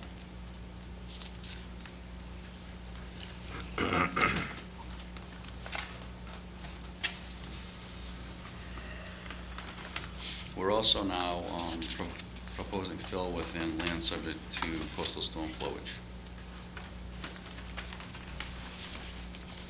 And the interest to protect when you do work where you alter a fill land subject to coastal storm flowage is to ensure that you do not redirect floodwaters onto a abutting property or cause damage to a wetland resource by placement of the fill in the flood zone. In the case of this project and the fill within the flood zone, the fill is being placed in a flood zone A zone, not a velocity zone. There is no velocity zone associated with this project, so this is considered still water flooding, and there's no wave energy, so there's no potential for wave refraction or reflection onto an abutting property. The waters would rise during a 100-year storm event to elevation 12 as predicted by FEMA, and the property both to the north and to the south is higher than elevation 12, and the still water flooding would simply, instead of flooding into the property here, would only flood into the property to here. And the amount of fill is actually de minimis as it's related to the water body that's adjacent to it, which is the coastal ponds, specifically Eel Pond, and the coastal waterway system adjacent to it, which includes Vineyard Sound and the Atlantic Ocean. So the fill placed here is not even measurable as far as its effects on altering wave height or flood height in the area. So I believe we've also overcome the presumptions of significance as it relates to filling in land subject to coastal storm flowage. So with that, I believe that we addressed all the issues and concerns raised by the commission. We made several revisions, and with the discovery of additional area of the lot being in a flood zone, we've reacted and responded to the fact that we now have fragmented banks. And I think we've described why the project is being designed as it is and the fill is required. And I think we've also demonstrated that we meet the performance standards for that work. Teresa in a minute is going to talk about the vegetation and the proposed mitigation planting. We have updated all of the impervious surface calculations on the latest plan, and in the email that we sent to Jennifer that was forwarded to you folks. The plans were submitted last Wednesday before noon time, but we did discover one issue which is why you got an email from Jennifer, and that was that the fragmented coastal bank on this side, at first we thought it was the same exact type of fragmented coastal bank as this, and that is one that's left off your FWR 10.18 buffer zone regs. If you have a bank that is not adjacent to another wetland resource and is stable, non-eroding, and is more than 100 feet from another wetland resource, there's no disturbance zone A, which is the case with this one. This one happens to be within 100 feet of the tip of a revetment on the adjacent property that happens to meet the definition of coastal bank. So that non-eroding fragmented coastal bank is within 100 feet of another coastal bank, so it falls into a category where there's a 25-foot no disturbance zone A and a 75-foot outer buffer zone B.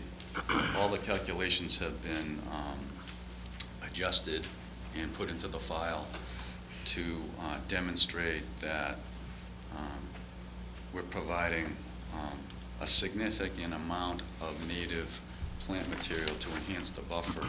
In fact, the calculations result in an actual overall decrease. There's an overall decrease of impervious surfaces on this lot after this project is developed as compared to what currently exists. And even though there is a decrease, we're still proposing about 1,200 square feet of proposed native mitigation planting in the A zone to the salt marsh.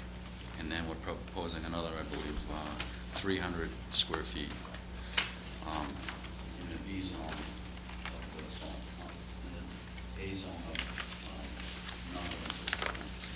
And the details and particulars of the type of material, plant material, the tree types, et cetera, is outlined and detailed on Blue Flax design plans, and Teresa's here to talk to those, and then we're here to answer questions.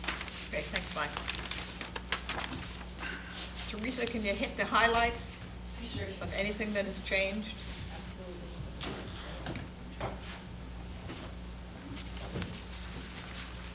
I think the difference between this plan and the plan we submitted last, previously we had just discussed this area of vegetation, but we weren't specific about what we would be planting in here.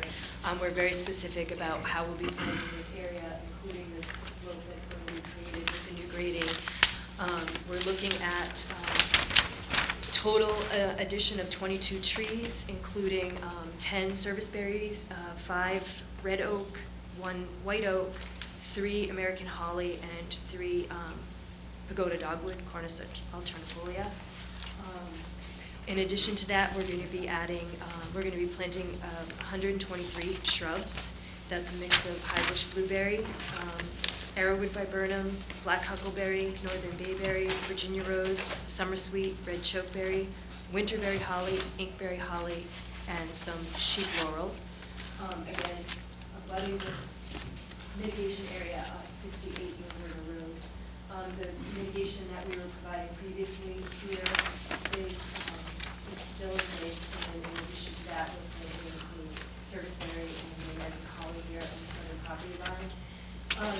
Also, I just want to add, even though I know this doesn't count as part of the mitigation calculation numbers, there's approximately 400 square foot area of additional vegetation that we're adding, about a 9-foot wide, 45-foot long area to the existing vegetated buffer to the north of the pathway and dock.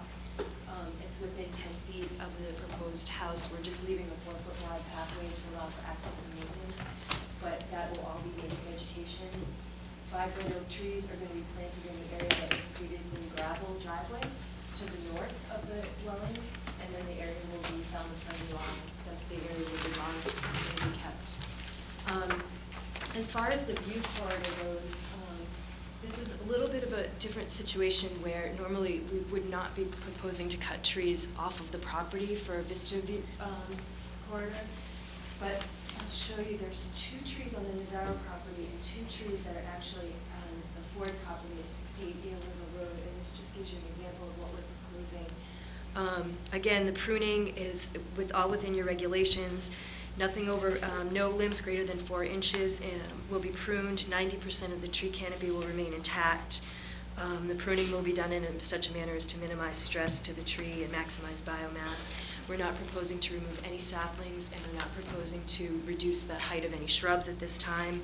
We're simply doing some very selective pruning in the 4 oak trees that are shown in the purple circles on the plan, just to create a little bit of a view window through here, and this is a close-up view of that, of what we're proposing to do.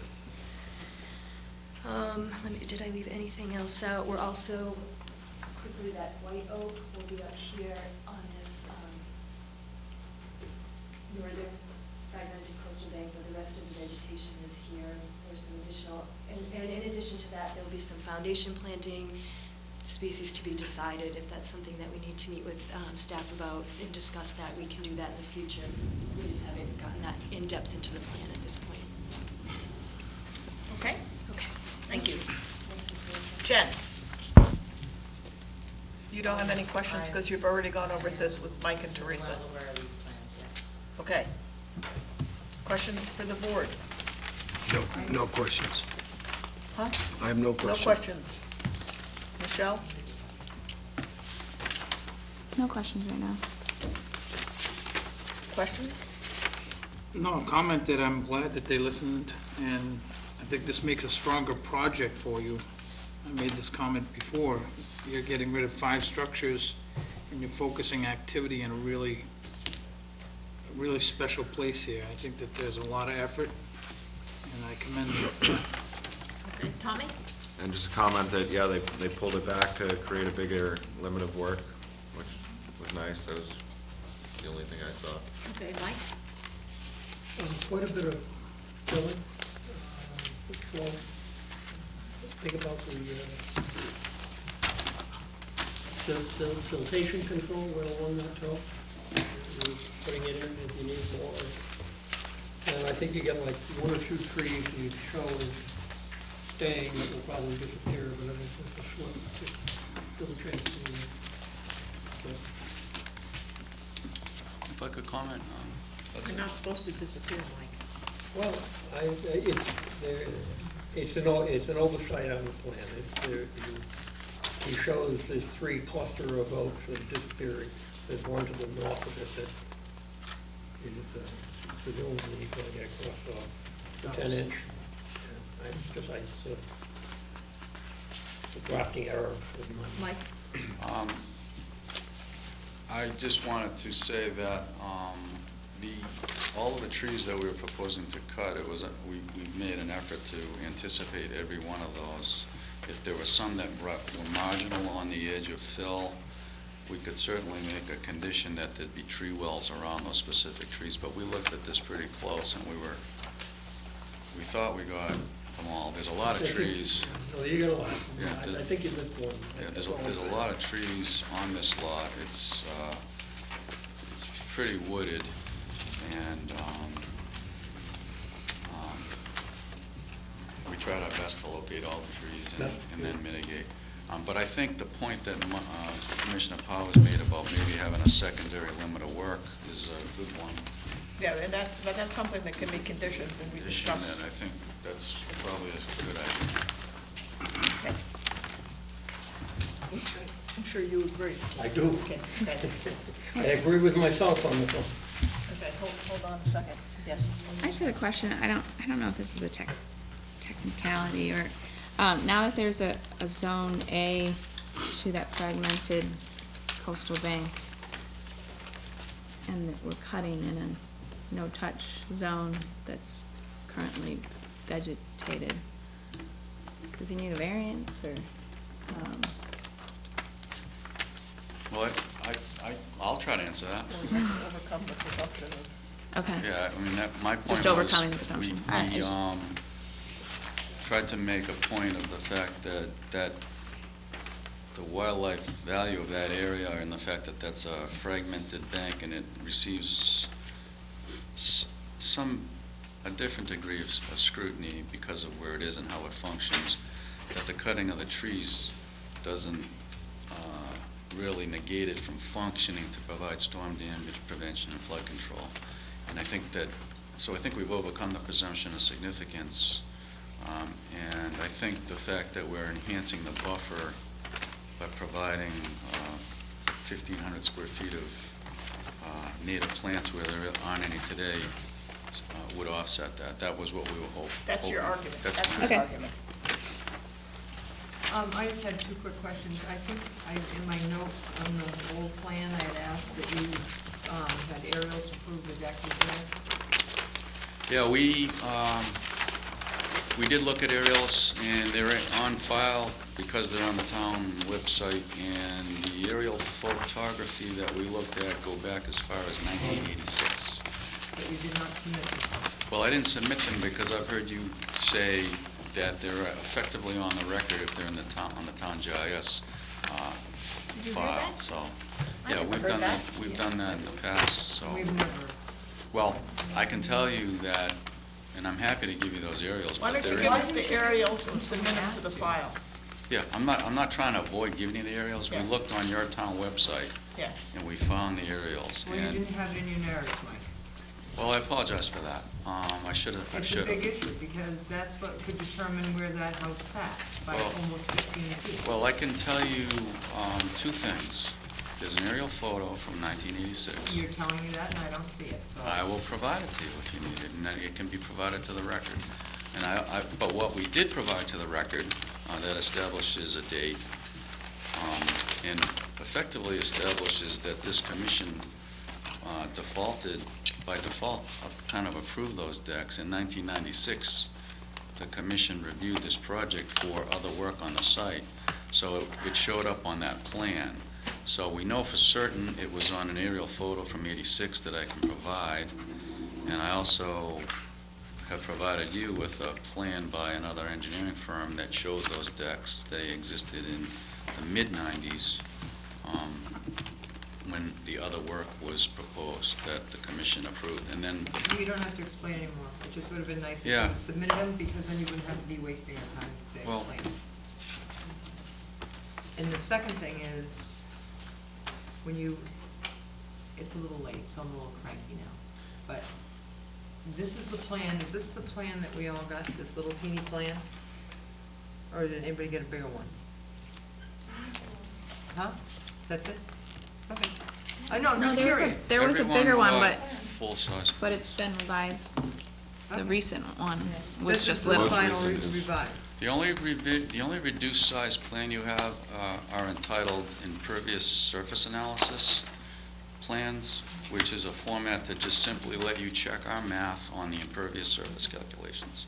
The site plan is accurate Okay. in all aspects except, and I'm happy to provide for the record, the fact that there's an AA zone around this fragmented bank of 25 feet. And Jen and I, at our meeting on Tuesday, can't discuss that, and we handled it by emailing it to you. And then one last thing, since you put X's on the trees that are gonna be gone, could you put X's on the components of the dock that are gonna be gone? Because you only have the license on the dock, right? No folks, so just put X's on them, then Okay. they go away. Are there any further questions? Anybody need any further information to make a decision? Okay, we'll put a motion on the table. Close the hearing and take it under advisement. Second. Okay, any questions from the audience? Mike?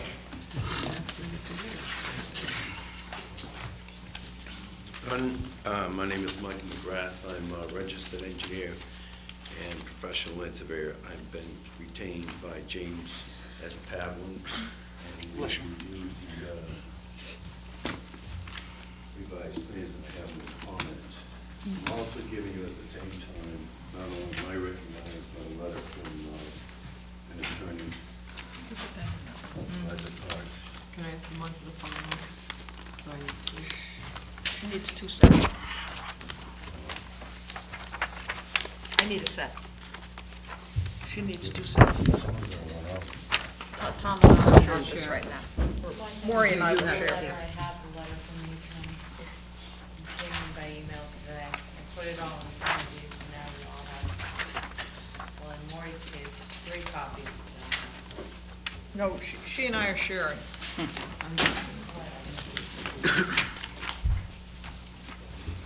I'll make it short and sweet. Thank you, The Mike. Falmouth zoning bylaw requires that any filling in the floodplain that's not incidental to typical road construction requires a special permit.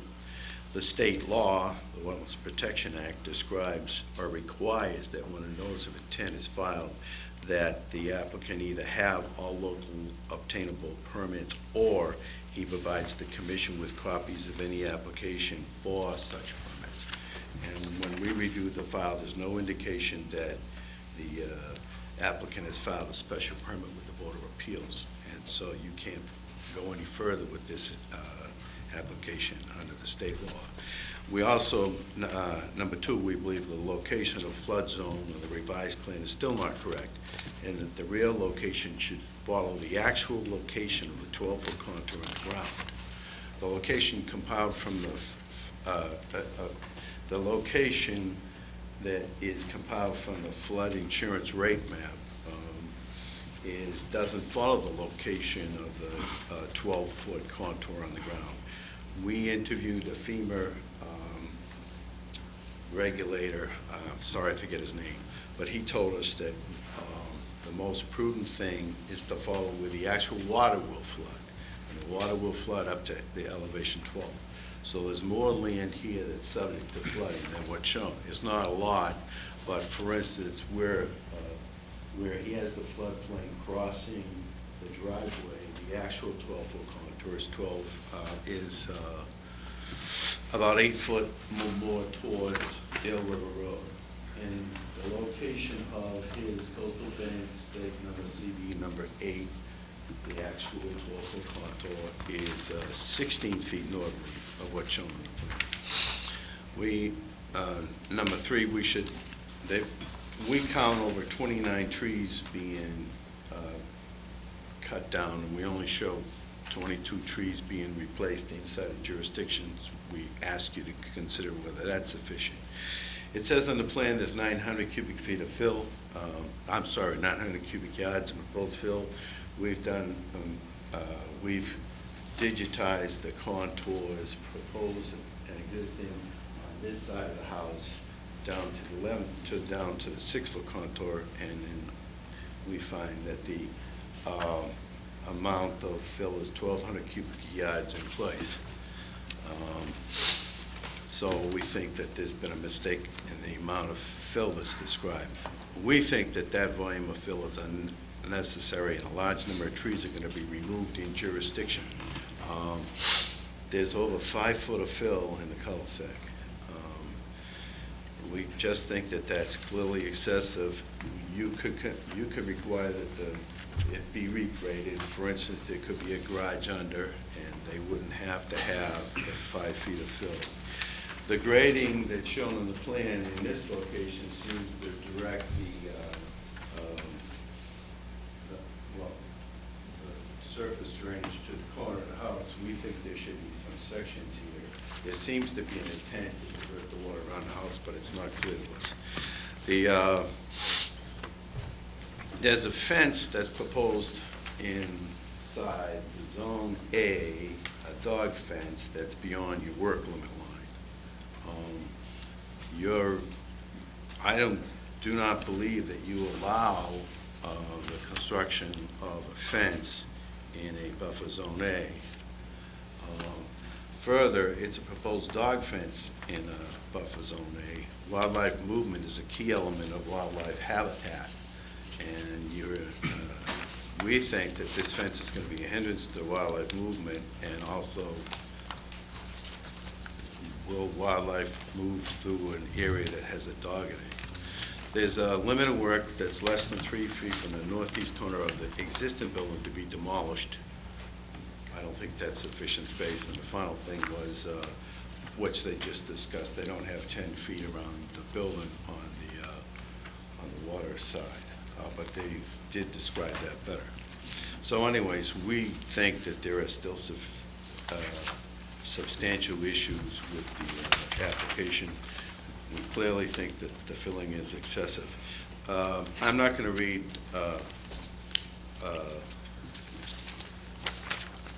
Liza Cox's letter if you've already had it in your file. Okay, thanks, Mike.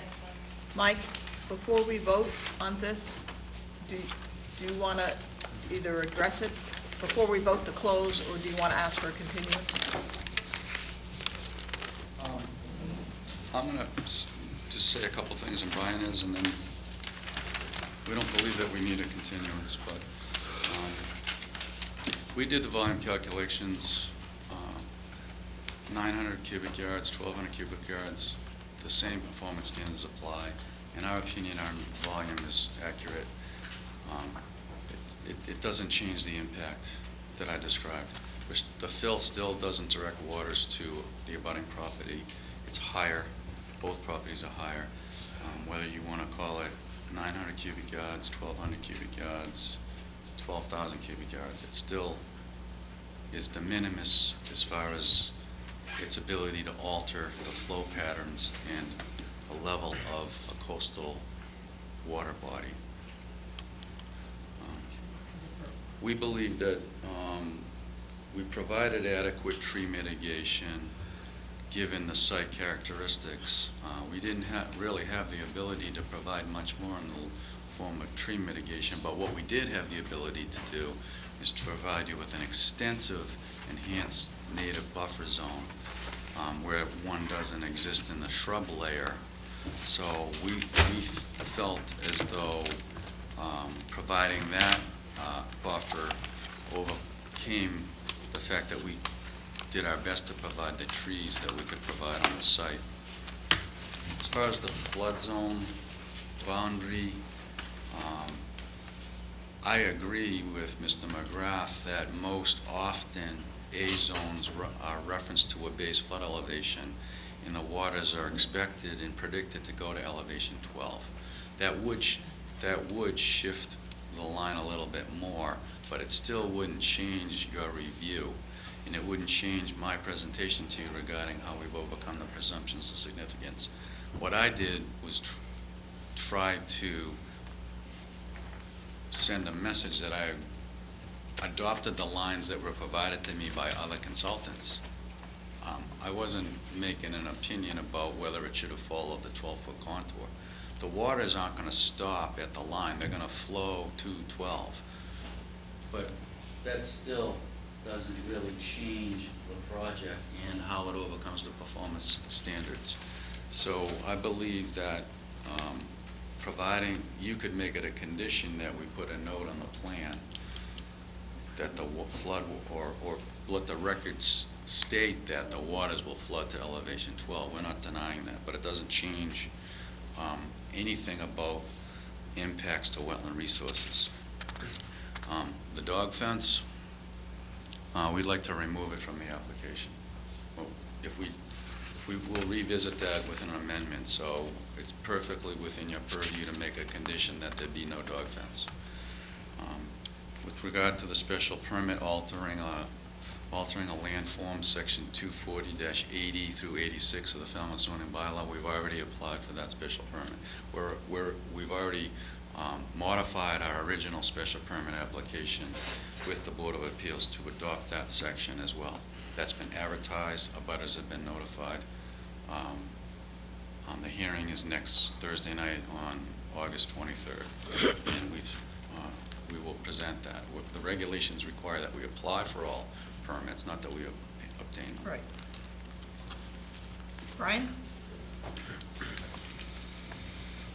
Mike already addressed the first comment I was going to make. We modified the special permit to request relief from those provisions that I understand Mr. McGrath said was applicable the last time. So we've asked for all of the relief that we now need, and we'll find out next Thursday if we get it.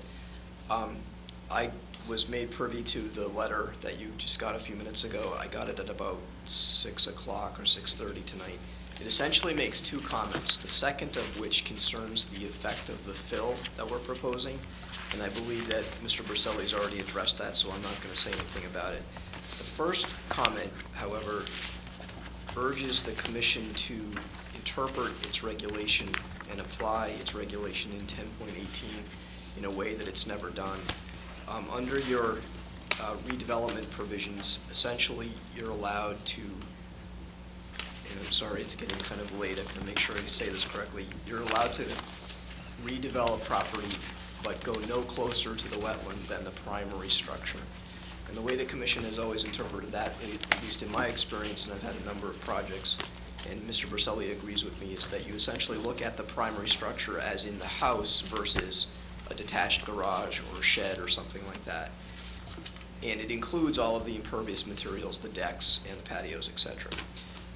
The attorney that has written the letter is suggesting that you break down the structure into its component parts and, for example, do an analysis on the foundation and then do an analysis on the patios and then do an analysis on the decks and then add up all of that for its cumulative effect. And if you did that in this particular case, she's alleging that we would increase the impervious structure in environmentally sensitive areas. But Mr. Berselli has designed the project in a way that's been consistent with your interpretation as you've applied it in the past. The case law on the way that the commission interprets its regulations is very clear. Courts recognize that these regulations were drafted by this board, and the court defers to your interpretation. And so I would just submit or ask the board to interpret the regulations as you've always done. Ooh, you know, that's gonna be that's an attaboy. We're writing that one down. Remember that one, We're gonna play that one back to you sometime. It was played back to me in the MDL case, but we didn't prevail there, but in any event. It is getting late for you, Brian. But my point is simple, the courts give you authority to interpret your regulations, and you've never interpreted it in the way that Attorney Cox is suggesting. Right, and as late as it is, I think we all got your point. Good, thank you. Okay, so there's a motion on the table to close this hearing and take it under advisement. Anybody on the board need any more information? Anybody want to add any more information? Susan, are you with me? Okay. All in favor of the motion on the table, close the hearing and take it under advisement, say aye. Aye. All opposed? Any abstention? Unanimous, so moved. Thank you.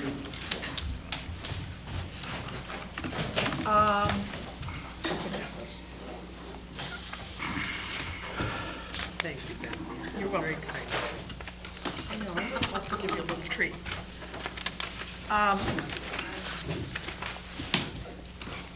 Request to amend the existing order of conditions. Linda Spence, 97 Old Dock Road, West Falmouth. Request to amend the existing order of conditions, DEP 253686, to install a seasonal stainless steel davit for an inflatable runabout for use during high water with a minimum of 18 inches depth. Jen? Madam Chairman, the applicant's here because the commission issued a positive stay for the RDA. Right. And instructed them to come back with an amendment.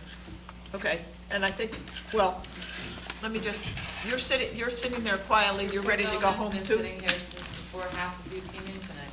Okay, let me just ask the board, I'll ask you two questions. First of all, is everybody comfortable with having this as an amendment?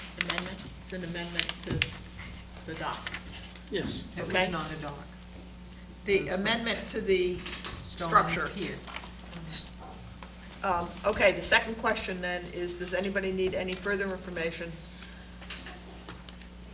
before we close this hearing and take it under advisement? We'll vote on it next week. We won't be meeting next week. We'll vote on it in 2 weeks. Okay. No, I will. I just want to see if anybody has any questions from what we got.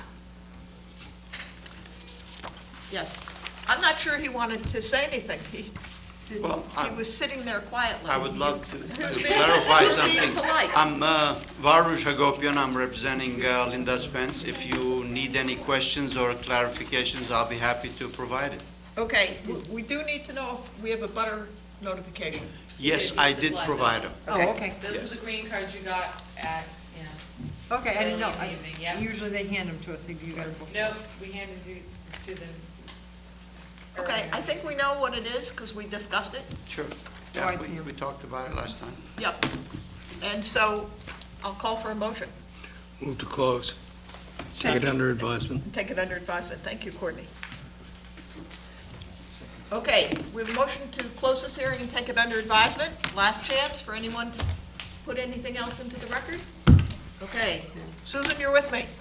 All right, call for the vote. All in favor of closing this hearing and taking it under advisement, say aye. Aye. All opposed? Any abstention? Unanimous, so moved. Thank you. Thank you very much, and You're I very wish you good patient. evening. I'm sorry you had to stay so long tonight. That's all right. It was a good educational process. Thank you. For us all. Continued request to amend the existing order of conditions. Philip Cavallo, 297 Quaker Road, that has been continued to September 12th. I guess we do have to vote orders of conditions, don't we? We do, but just let me just skip forward 1 second. We do not have a quorum for 162 Minot Road or 286 Edgewater Drive East, because Ed is not here. That means we have to have a meeting. And Ed's here in town, so let's have a meeting to do all of them. Well, okay, we can do that if you'd like. Or we'll do the ones that we can do. We can do the ones that we can do, because they're fairly easy. Okay, let's do that. But let me just, bear with me for 1 second. The people I need for the 2 orders are This is what- Ed, Courtney, Tom, Maury, and Michelle. I'm sorry, Michelle, I know you work in the morning. And you're not meeting next week, so is there any time better for the 4 of you? That was 5. Well, Ed's not here, so I'm addressing the 4 of you that are. Yeah, but That's not the same quorum on both. No, but I need a combination for the 2. Oh. I didn't bring my planner in. Yeah, Ed is here in town, so you'll be able to get them. So if there isn't a meeting next week, why couldn't we meet at 7 o'clock?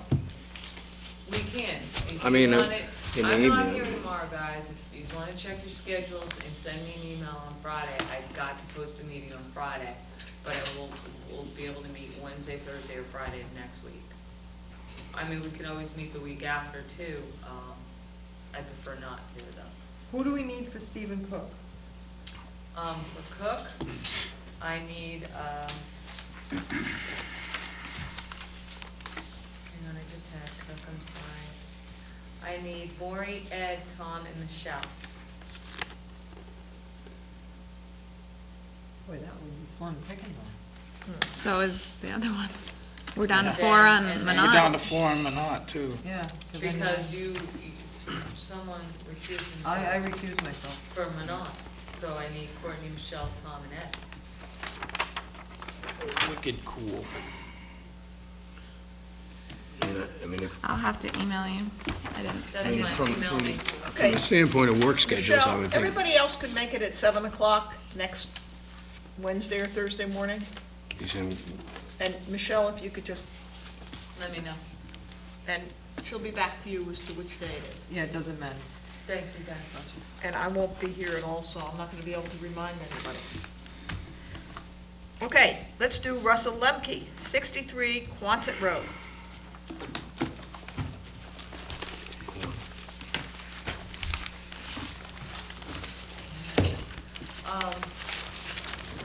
For this one. Tommy, Mike, Maury, Betsy, Tom, Michelle. Courtney, I don't believe you're in community, I could be wrong.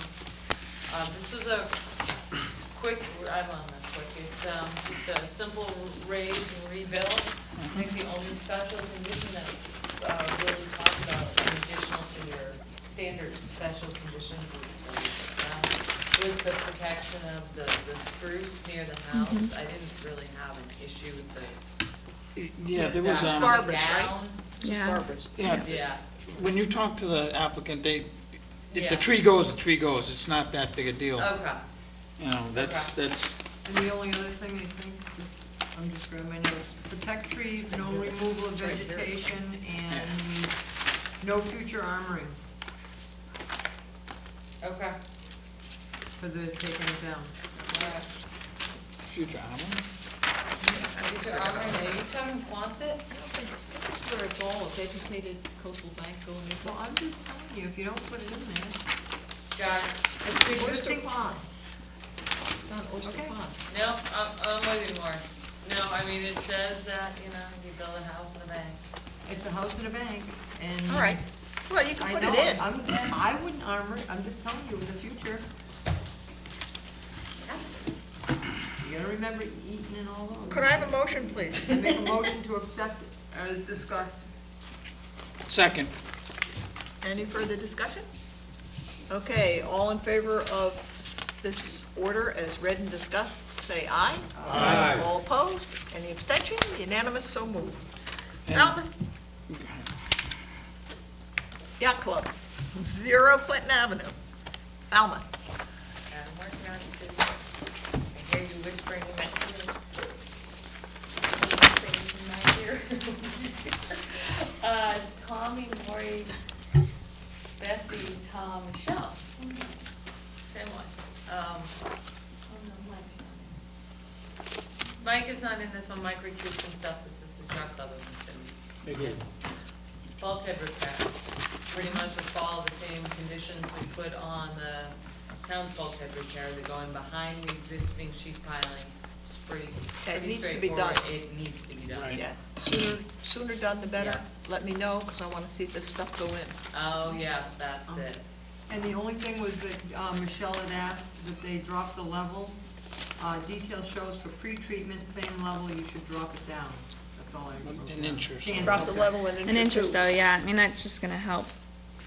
Keep them. it from being clogged. Yeah, Yeah, and puddling. that's the level we love, The sand sand filter, yeah. sand and gravel filter Yeah. Stuff. at the edge Got of the. Okay, motion, please. Make a motion to accept as read and discussed. Second. Any further discussion? All in favor, say aye. Aye. All opposed? Any abstention? Unanimous, so moved. Stephen Cook, 286 Edgewater Drive East. We can't. Oh, Next. sorry, Virginia Legati, Can someone look, 122 Bywater Court, Falmouth. It's over there, but there's no sign. Probably the same, because it was the same date, and we Yes, only it heard it was. once. it was last week. Yeah, Correct. it's the So, same group. it's the same form. Right. And Tommy, Mike, Maury, Betsy, Tom, Michelle. And you guys remember this, they wanted to take all they basically Right. shifted the house, relocated the proposed driveway, added some buffer strips around the edge, but they are taking that massive, although invasive, naturally vegetated area out of there. It's just a, land subject to coastal storm flowage project, but still, the board has to decide what they want to do with that vegetation that was there.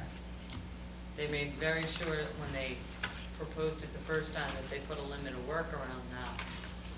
I remember this. Well, we definitely need a revised plan because he showed that night had fewer trees.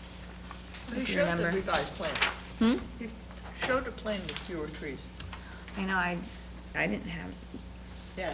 oh, okay, I just There must was not a- have it. That's what he was saying, something about 12 trees. And I Yeah. saw Right, a plan right. with 30 Yeah. trees, and I kind of went, And this was. Yeah, I knew he showed a revised one, I yeah, didn't that have was it. it. This was in the B zone, remember, they wanted the panels? Yeah, in the So- panel. I think we should stick to our guns. I know you did the one on Little Island Road, that you let them have panels because it had a lot of Yep. merit to do that. This one doesn't have that merit, so I personally wouldn't This is allow a that. flow-through. Yeah. I mean, This is. no, I'm saying, this is not like where panels were allowed, where the, the underneath went like this. Underneath went like this, so the panels weren't really even with or without the So panels. I'm asking you, so are you for these panels that buy water, or are No, you? I'm Betsy against is them. not. Against them, okay, Yeah, well, I'm that's what I'm saying, saying. that this is yeah. an area where the I know. floodwaters is gonna flood right through. I know, that's what No you said, I'm panels. against the panels. Yeah. Although, I have to say, I don't have a problem with, and you were the one who showed it to me, with, They weren't really, it wasn't the panels, it was the lattice work. Yeah, that's my point. Why- yeah, I don't have a problem where, and I don't know what material that's made of. I think it might be just, Guess none of you remember Hurricane Bob, when all Like that stuff was all in the pond, all that lattice. Do you want the lattice work or not, guys? Good, nice. well, that's what they asked for. Yes, you can say something, Mike. Yeah, it's, how to say it's nice, it's a nice funky little neighborhood. And you're gonna have a structure that is very different than the houses that are around it. And the lattice work will at least help a little bit, I don't, any detriment? They can Minimal. They can The plant. detriment is that it'll get knocked out in the storm, and it'll be scattered You've over the got, marsh. the house next door is gonna be gone too, so I mean. Well, then when they come back in front of us, it'd be a lot. I'm one that advocated for the storm panels and the other portion. I am conversely not in favor of the vinyl screening on this because it is not engineered. It is just vinyl screening. If it was an engineered proposed panel, I might be able to advocate for it, but it's not. It's just something that they want to do as a screening. It's a car parking area anyways. It is It'll be a drastically. junk collector. Right, it is drastically different than others that are in that neighborhood, but where it is not, it's just a brief description of lattice screening. I can't promote that. I think it'll get torn away in the storm. If they also wanted concrete underneath for you guys before it said no. Huh? No, they said concrete, you said no concrete except for where the parking. Car is, And That's they are what now the asking original for order concrete? said.